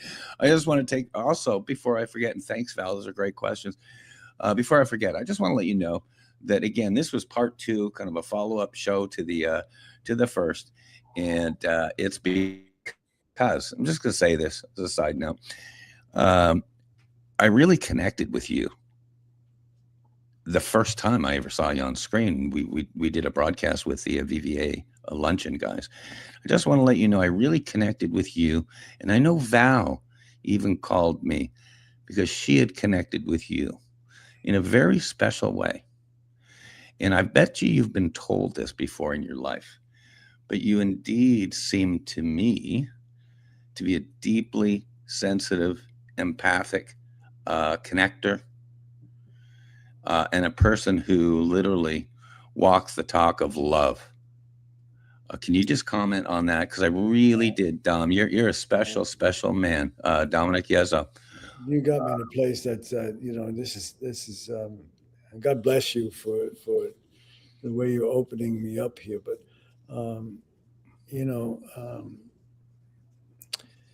I come from a tough place. I was born in a tough neighborhood, and my father was a tough guy. And I have tough friends, and the war is tough.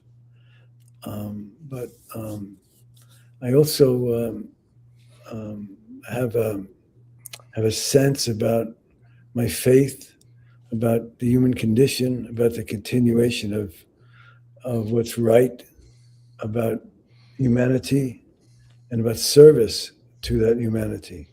And because, even though I struggled, because of my time in service, I had an opportunity to use the GI Bill to go to college, and I loved it. I didn't have the skills. You need the skills to release your intelligence. So my struggle as an undergraduate was to get the skills, but I really plugged in, and I took a master's degree at the City University in critical analysis, and then I took a law degree. That I was accepted into law school, which is wow, what a gift. And so, it changes the financial world. It changes the world of your own personal ability, your own personal power in the neighborhood that you occupy or in the work that you do. And it brings you places. And so I'm delighted for that. I thank God for that. And I have to give it back. I have to pay it. And so it's not something I ran away with, like I stole it.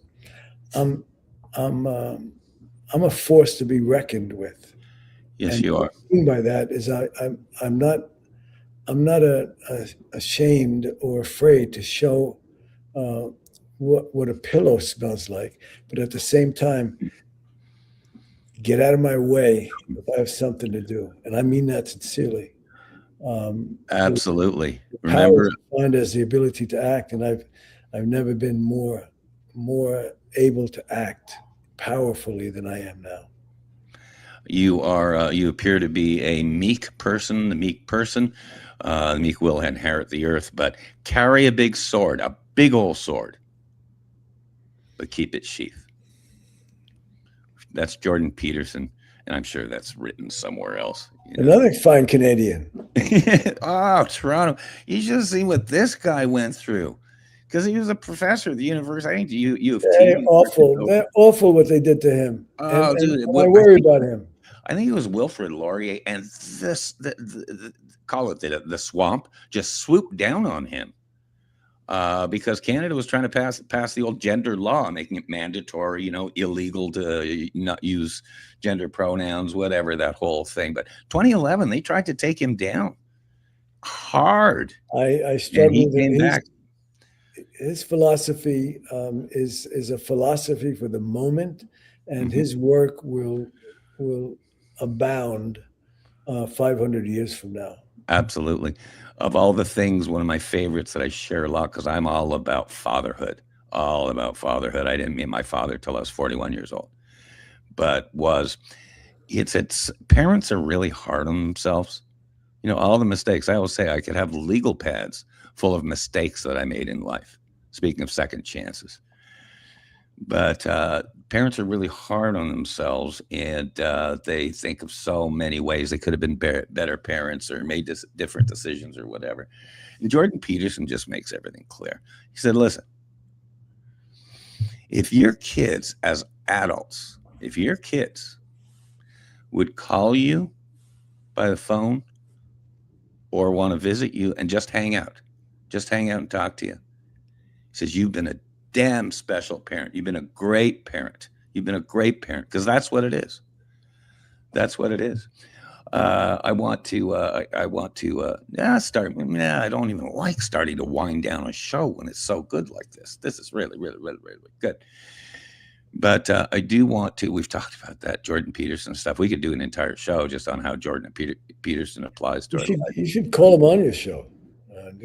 I would absolutely love to. Do you know that he's had a really hard time? I haven't heard the updated news, but he's been sick. He's been pretty sick like this past few months. I'm not surprised. They heard him. If anyone out there knows Jordan Peterson, have him give me a call. I love this. It's all about connections. And also 2 people I plan on contacting, seriously, Dominic, are Sean Hannity and Jesse Waters. And I say this, small world, because what people don't know, Sean Hannity, I've been a big fan of him since the old days with him, Hannity and Combs. Remember Alan Combs? When that was more the dueling citizens vision I had, because Alan Combs is a great guy, totally in the tank, liberal, totally in the tank. But and God bless Alan, he died young. But Sean, of course, pivoted to his own brand. But Sean also had a really tough time. I'm going to go off of memory, 4 or 5, 6 years ago, where they tried to cancel him. Dominic, they tried to cancel him. He went through hell. Censor, canceled, doc, now swatting. This is the most awful, evil thing I've ever seen. But Sean Hannity went through it, and I actually, Val even might remember this. I wrote a Greg's List at the time. I published an essay, and I call them Greg's List, the top 10 things or whatever. And it was called Je suis Hannity. Je suis Hannity. True story. I did knew some Charlie Kirk, but Je suis Hannity. And I read through it now, and I say, well, 10 points just telling Sean Hannity to keep his chin up. To keep his chin, because you know how it goes. So that's the only kind of 2 things I wanted to reach out a little bit. We're divided. A nation divided. It can't stand. It's awful. It's awful. This has just been fabulous. Val, if you have a quick question or whatever on the subject matter here, or whatever is on your heart, and then I'm going to start doing a wrap. Oh, by the way, God, I love this. I love hogging the mic. You mentioned being a lion, right? You mentioned being a lion, and it rung very, very true for me, because older guys like you and Rocky and Tom Burke is 80 years old. I'm going to be 80 years old one of these days. And you guys are still rocking it out. You guys are still lions. Cue up Val. Do you have anything special for us there? Check this out. I do. So give me 1 second here. You've seen this. You'll love this, Dominic. You will love this.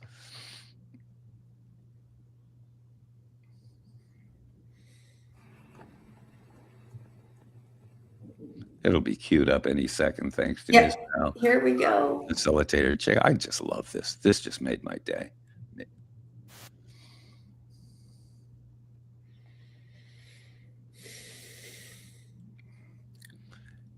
Val, isn't that great? Give me here we go. Just give me 2 seconds. Keep talking, Greg. Plug our channel for 1 second. Perfect. Here we go. Away we go. He's the king of the jungle. Huge mane out there. He's laying down under a tree in the middle of Africa. He's so big. He's so hot. He doesn't want to move. Now, little lion cubs, they start messing with him. Biting his tail, biting his ears. He doesn't do anything. The lioness, she starts messing with him, coming over, making trouble. Still, nothing. Now, the other animals, they notice this, and they start to move in. The jackals, hyenas, they're barking at him, laughing at him. They nip his toes and eat the food that's in his domain. They do this, and they get closer and closer and bolder, till one day, that lion gets up and tears the shit out of everybody, runs like the wind, eats everything in his path. Because every once in a while, the lion has to show the jackals who he is.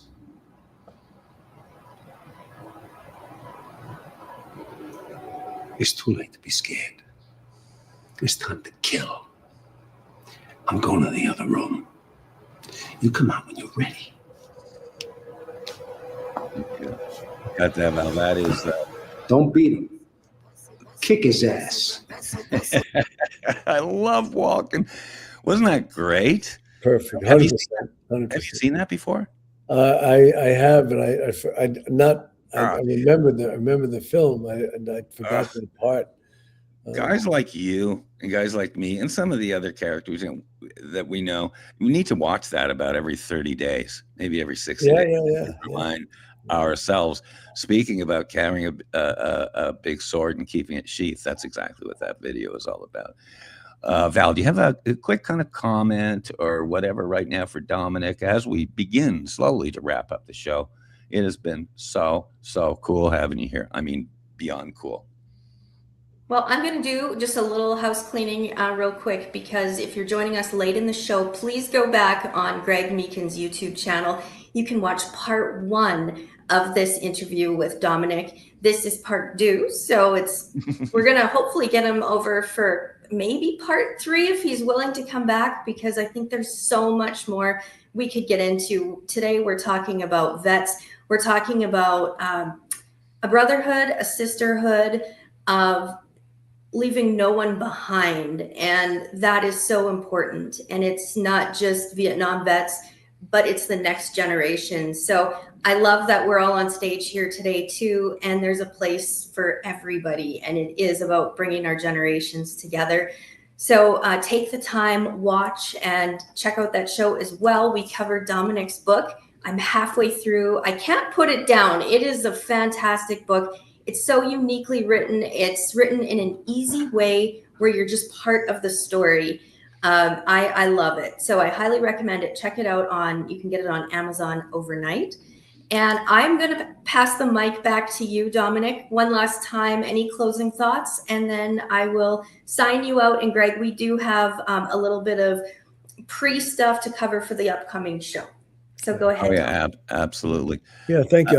I'd like to continue with you to talk about the Vietnam Veterans of America and our direction under Thomas Burke, who was the president, and some things about James McCormick, who's the government affairs person, who's a spark plug, and the rest of the organization, which is going to continue in spite of the age of us.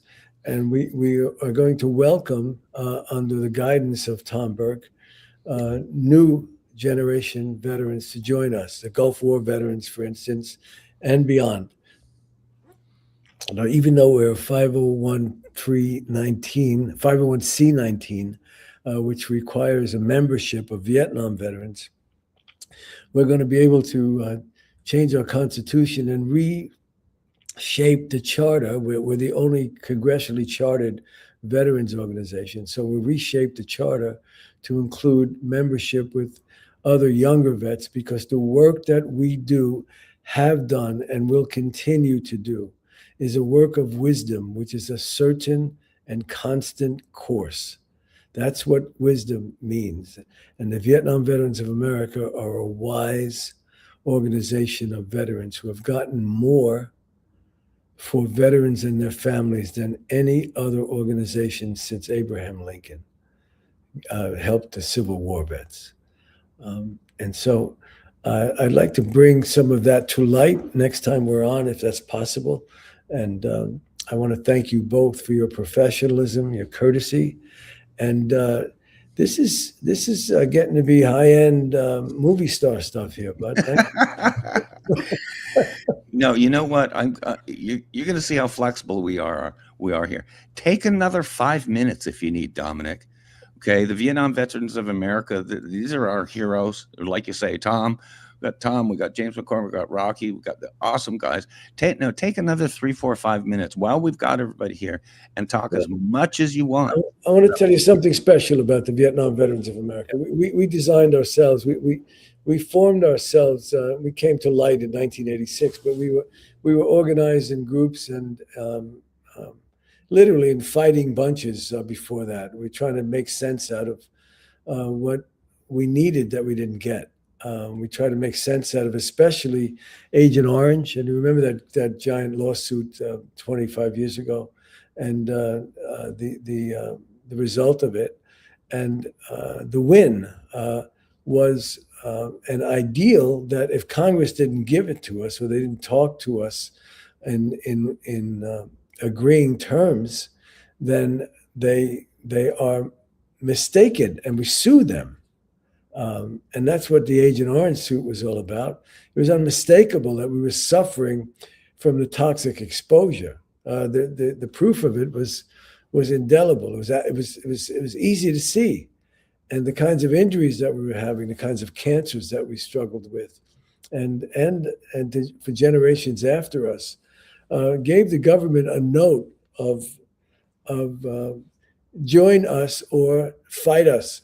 You don't want to fight me on this kinds of thing, because it makes too much legal and common sense. You can't win. And so our organization, when it began years ago, we began to try to help each other. We were veterans, and that's what veterans do. We serve each other. We organize in such a democratic way that it's hard to make a move, because we're a not-for-profit corporation which has a wonderful tax break. A 19 corporation, 501c19 corporation, has a membership requirement, which means that 75% of the members must be Vietnam veterans, and the rest of them, up to 97%, have to be closely related to Vietnam veterans. And so there's a strict membership requirement, rightfully so, because the government gives us a great tax break. In return, the government's aware that we do what they can't do. We can serve veterans in a way that the government can't. And so that's what the tax break is about. They just don't give you a tax break because they're nice people. They give you a tax break because you're doing work that's in close and personal for veterans that the government can't do or understand how to do. So we organized, and we made ourselves with a board of directors, but we also have the unique craft of having a board which decides on issues that are relevant and pertinent to our organization going forward, and decide on any change or any addition or any reduction, anything of any financial matter, et cetera, et cetera. And but the rank and file of the board, there are 24 board members, have to then bring it to all of the chapters in the 50 states. And so unlike any other corporation where the board decides and then that's what is gospel, we have to bring it to a vote, a national vote, like an election. And it's very, very difficult to communicate properly. It's very difficult to assemble a national vote with delegates from every state. And it's sometimes slow to move. Nonetheless, we are the most democratic organization, not-for-profit organization. And something that we were proud of, because of the way we functioned, and we went down to the chapter level. We went down to him and her in the middle of Mississippi and in the center of Madison Avenue in New York City. Well, those two chapters are different, but they're both valuable and important. And so it's that dichotomy, it's that separation of veterans who are united by a purpose with the national organization. However, now we have an opportunity, because our headquarters are expensive to manage and run. We're overly paying for rent and have for a long, long time. And we have an opportunity to move to the great city of Pittsburgh. And that city has welcomed us. They sent the mayor's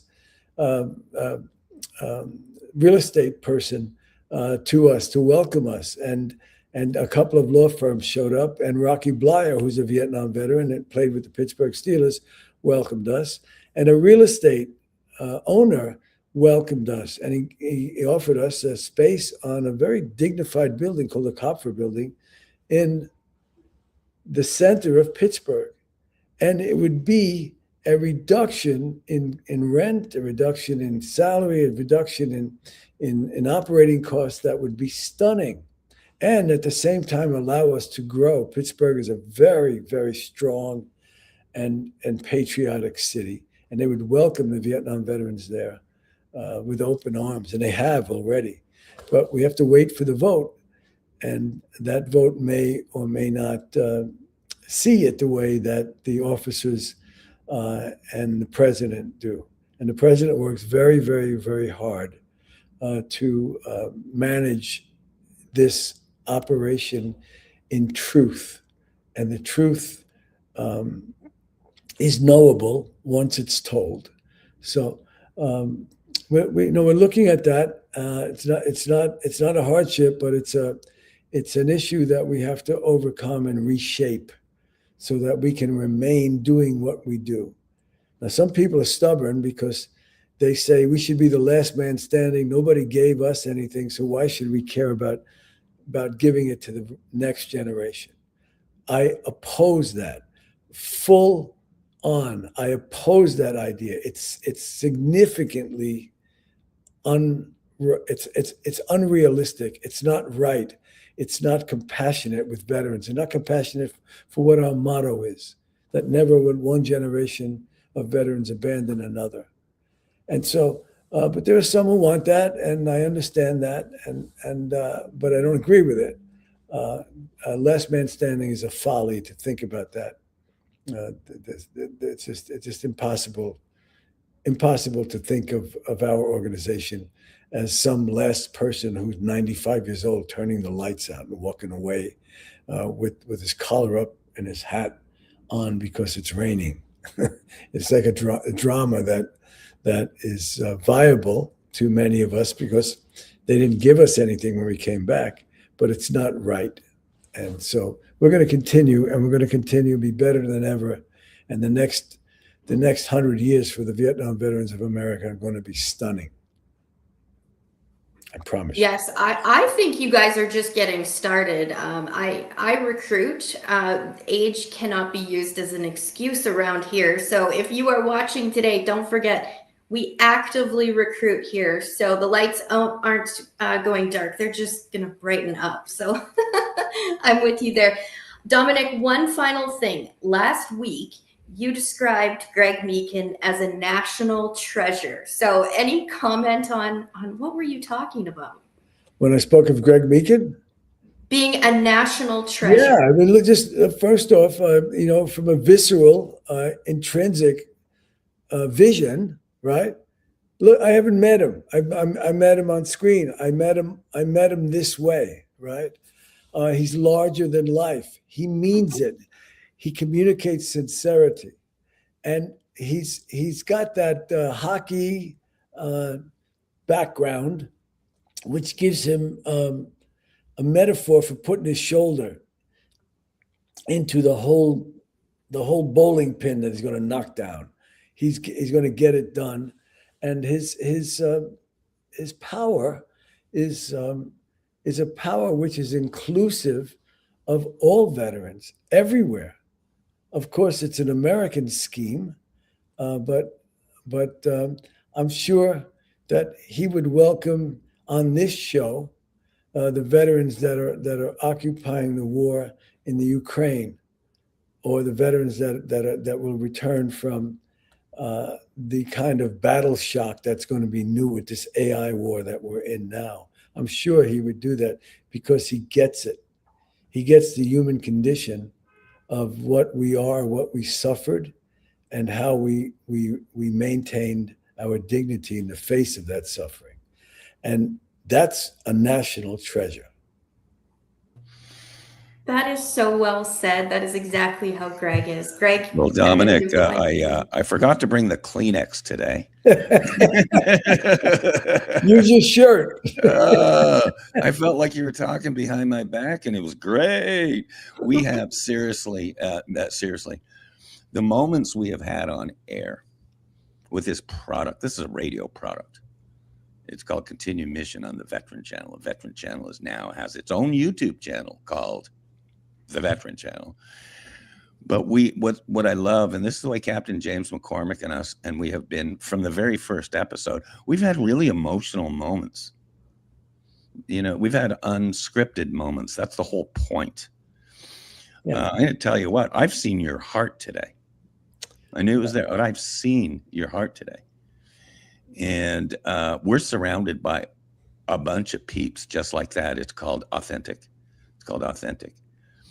And so I do want to deeply thank you for your appearance today. And indeed, we can have a part 3, 4, 5. We can have a part 99 with how much volume and content comes out of not only you, but me and Val. Everybody's got their stories. Everyone's got their stories. So I deeply thank you. I'll have Val do, as a matter of fact, just to say a final goodbye. Any final moments? Yeah, just any final words, Judge Yezzo. I call you Judge, by the way. I have a nickname for everybody, so I just call you Judge Yezzo, because you're a judge. Was, yeah. And still are. The title doesn't go away. It's part of the beauty of it. Oh, not everybody becomes a judge. Remember the old Laugh-In Days or whatever it was. Here come the judge. Here come the judge. So Yeah. maybe we'll do a theme song opening for you like that. Any final words, and then we'll have Val just say goodbye and stick you out backstage out of studio. My thanks for your attention to veterans and their issues. I appreciate it. And you're doing a great service to the country. Wow. Thank you, sir. That was Judge Dominick Yezzo. So if you are late in the show, don't forget to go back on YouTube. You can visit Greg Meekin's channel. And also, if you're watching on Amazon, let us know, or Roku Prime. We want to keep in touch with all of you. Starting next week, April 1st, the Veterans channel will be featured live on its new YouTube channel. So that's exciting news. It's also my 45th birthday. So yes, happy birthday to myself. But don't forget, if you're not following us, you can become a subscriber. Again, the Veteran channel is brand new. So Greg, I know there's a couple things you want to get into as well. I have some exciting news, a project I'm working on that I want to get into as well. So nice. If it's possible to say wow one more time, that's a wow on this show with Dominick Yezzo. I'm going to decide to slow this down a little bit right now because we still have things to say, so we can even talk just like it's you and me around the kitchen table. I have a few things to bring up, and I know I want to give you special time because you are working on like the most special thing I've seen in a long, long time. So I'm going to tee you up on that. Okay, Val, but I wanted to share a few things. Number one, there's kind of a shall I say, a momentum or a synchronicity going on with the Veteran channel, and it's not cliche. We're booking up as the weeks are going out here. As a matter of fact, we try to do a weekly show. Nothing's carved in stone because we do rapid deployments like today. This was on Dominick's schedule. It wasn't on ours. This was the time when he was available. So rapid deployment, we go to where the guest is. We go to where the story is. We can do it in less than 7 minutes. That's a record. And what I did want to bring up is, of course, next week, April 1st, is your birthday, Val's 45th birthday. And we're going to have probably, I'll bet you, a fun little special there on YouTube with you live and present. And maybe we'll have someone else get the birthday cake because you're usually the one that does that. So I'm looking forward to April 1st. And then as of this morning, we just booked up April 7th. That is a Tuesday. Once again, that is Rapid Deployment Tuesday. It was based on our guest schedule. And our guest, I'll just kind of plug it briefly here because I'm just so excited about it. Our guest is a gentleman who goes back 29 years with me. 29 years. He's 55 years old right now, and he was 26, I believe, when we first started working together. So I don't know why these connections come about, but he's also a hardcore Seattle Seahawks fan. Val, we're going to have you close your eyes during that close your ears during the next. We'll be talking a little bit football, but anyhow, his name's Eric Butler with a K, E-R-I-K, Eric Butler. And we were planning on he's like me, he's going for surgery in April He's doing a rotator cuff, and I'm doing a sports hernia. There he is. Eric Butler, this is the coolest man in the history of the world. And again, he was just a youngster when we started working together. And we've kind of been like joint mentors, if you will. There he is. Now, that's like in his element right there. Eric Butler's a general manager of big auto group over in Seattle, Kia of Everett. And this is in his natural habitat. It's Eric Butler right there with the glasses and the smile and his whole team. He's a team guy. I went through some of his photos today, and I couldn't find many that were him alone, because he's always with a team. Imagine that. He's 55 years old right now. We're gonna have him live on the 7th of April, which is a Tuesday. It'll be likely 9 a.m. Pacific. That's noon Eastern, and everybody else can figure out the time zones from there. But I couldn't be more excited that it kind of fell together before each of our surgeries, right? And that he was available. So I really wanted to shout out to Eric, and I can't believe it, because what I did was interesting. We go back in the car business. That's all anyone ever wants to talk about with me is cars. Probably because I wrote a book 30 years ago about it. But Eric has been along that journey as well. My wife my wife jokes, forget mob wives. You should see car wives. Okay. But we go back on this stuff. But I was chatting with him. Boy, Val, this wasn't 2 days ago. I said, by the way, I've always wanted to have you on the air because we're going to talk car business. But I said, I think you have a relative that's in the military, or that's a veteran, military veteran and stuff. Because I knew there'd be a tie-in to the veteran channel. And he said, oh yeah, but I didn't find this out till 2 days ago. He says, oh yeah, my dad was a Vietnam veteran, Purple Heart, Silver Star, Sergeant, badass. And I said, well, there is a God, because I can't wait to tell my audience his story. This really moved me. He said he didn't talk about it a lot after the war. And I said, that's likely because he had PTSD. Likely. He was very close to the vest with it. But Eric said what he did talk about was just, wow, like, you have got to be kidding me. So if that's not a lead up to another show, write it down on your wall calendar. April 7th, 2026, 9 a.m. Pacific, noon Eastern. Eric Butler, Eric with a K. I'll probably clip this, and he'll just go nuts hearing this plug for him. But I told him I was going to do it. When I heard his father was a Purple Heart, Val, it's just unbelievable. So I will sign off here. It has been. I'm not going to sign off yet.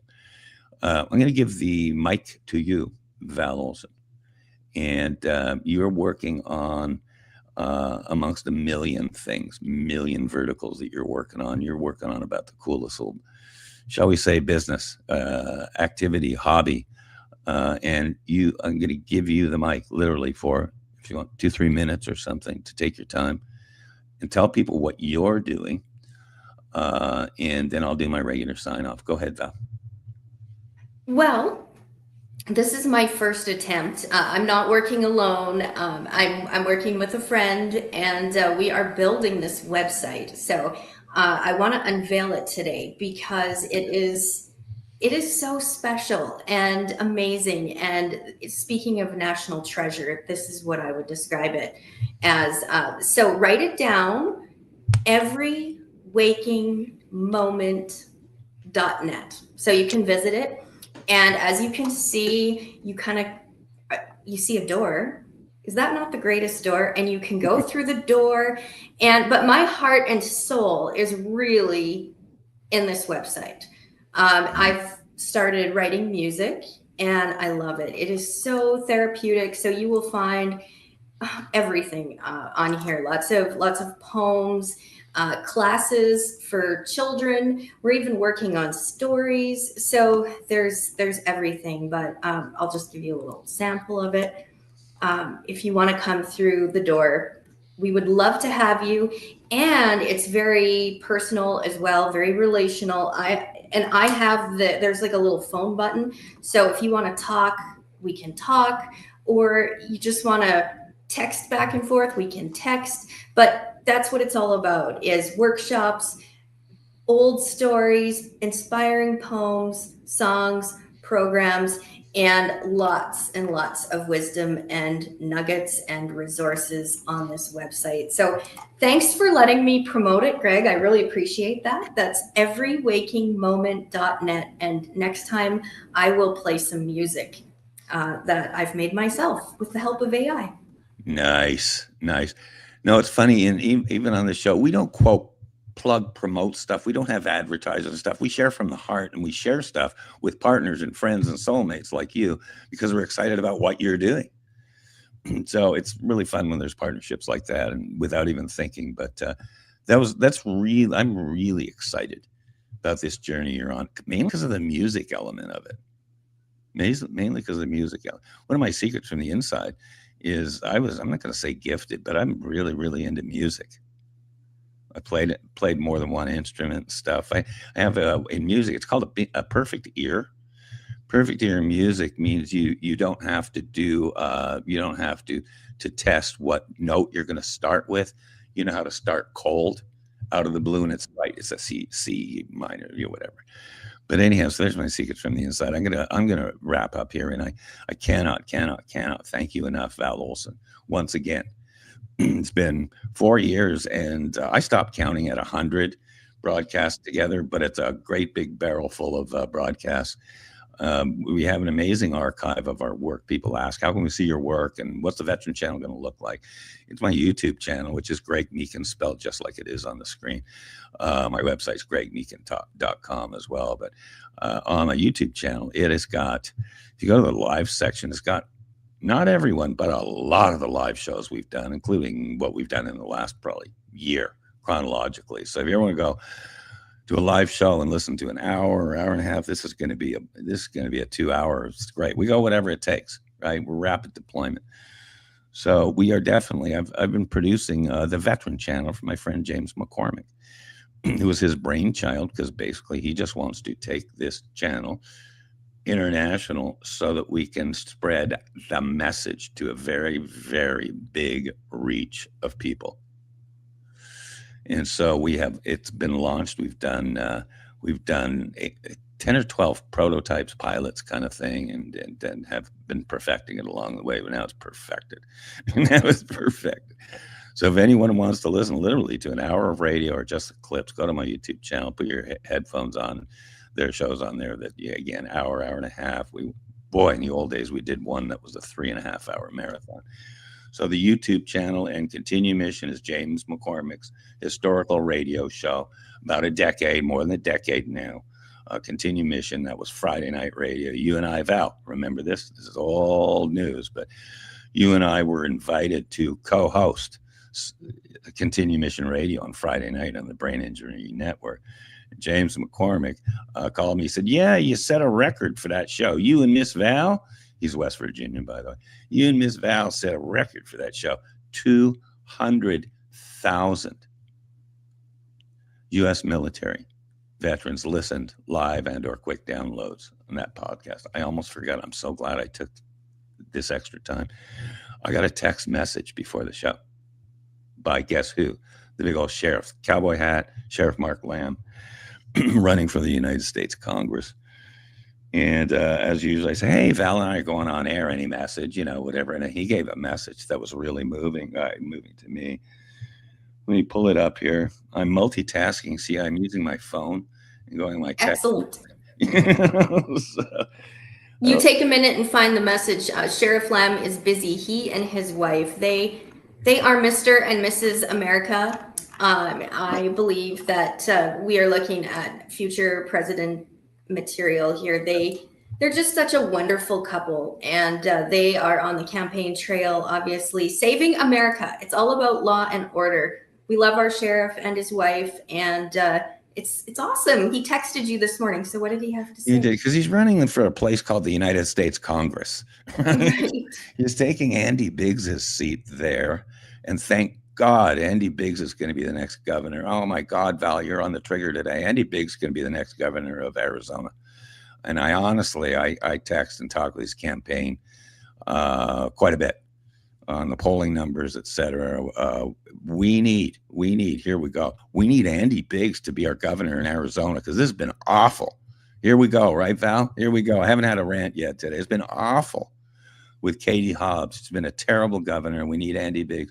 Andy Biggs, I texted him. I said, by the way, your best talking point of the year, Andy, because I'm a behind-the-scenes kind of media advisor, right? But your best talking points were, we're going to doge the heck out of Arizona. We're going to doge the heck out of Arizona. There's been billions stolen from this.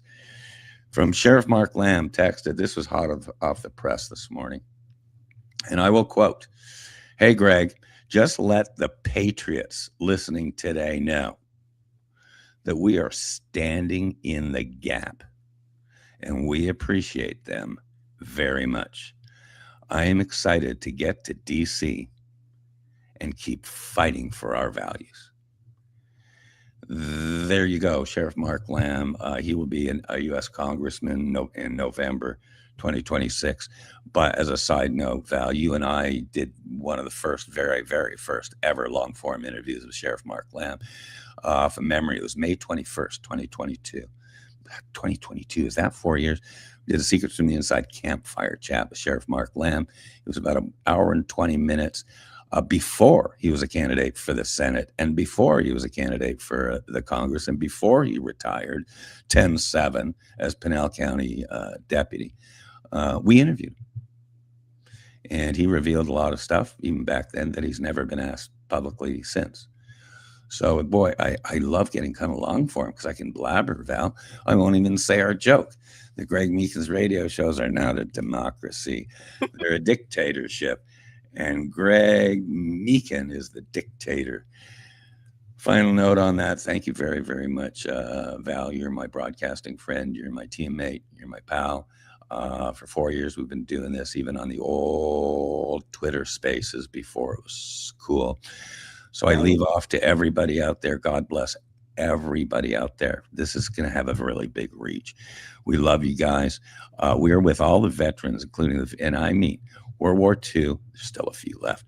Vietnam veterans, Korean War veterans, Iraq War, Afghanistan War, and now guess what? The Iran conflict. So we are with all generations of all veterans and beyond, even outside the veteran community. There are family members holding the fort, like Dominick Yezzo emotionally talks about. It's at the home front. Everything starts at the home front. And I'll just finish off with my same sign off. Thank you so much, everybody. Remember, just like happened today, including in this show, we learned some stuff today, Val. I learned some stuff about Judge Yezzo. To everybody out there, number one, it gets easier. Okay. It gets easier. That was going to be my early message to begin, but it gets easier. If you've had trials and tribulations, you get beat up and you sometimes feel you're at the end of your rope, bottomed out. I have been there. And a lot of people that will listen to this are there right now, this moment. And all I say to everybody is, it gets easier. I'm living proof for that. It actually does get easier when you can somehow get through the hump and the obstacles and stuff. It gets easier, and you'll know when it's easier. So to everybody out there, I always say, wake up in kindergarten every day. There's so much to learn and so little time. Because before you know it, you're in first grade. God love you, Val Olson. Continue Mission is produced by veterans for veterans. And remember, everyone, we are actively recruiting, and your mission starts now. Welcome to Continue Mission Radio with Captain James McCormick. By veterans, for veterans. Guest hosts tonight are author Greg Meekin and Miss Val, our military radio gal. Continue Mission starts now. You got me headed to the left, headed to the right.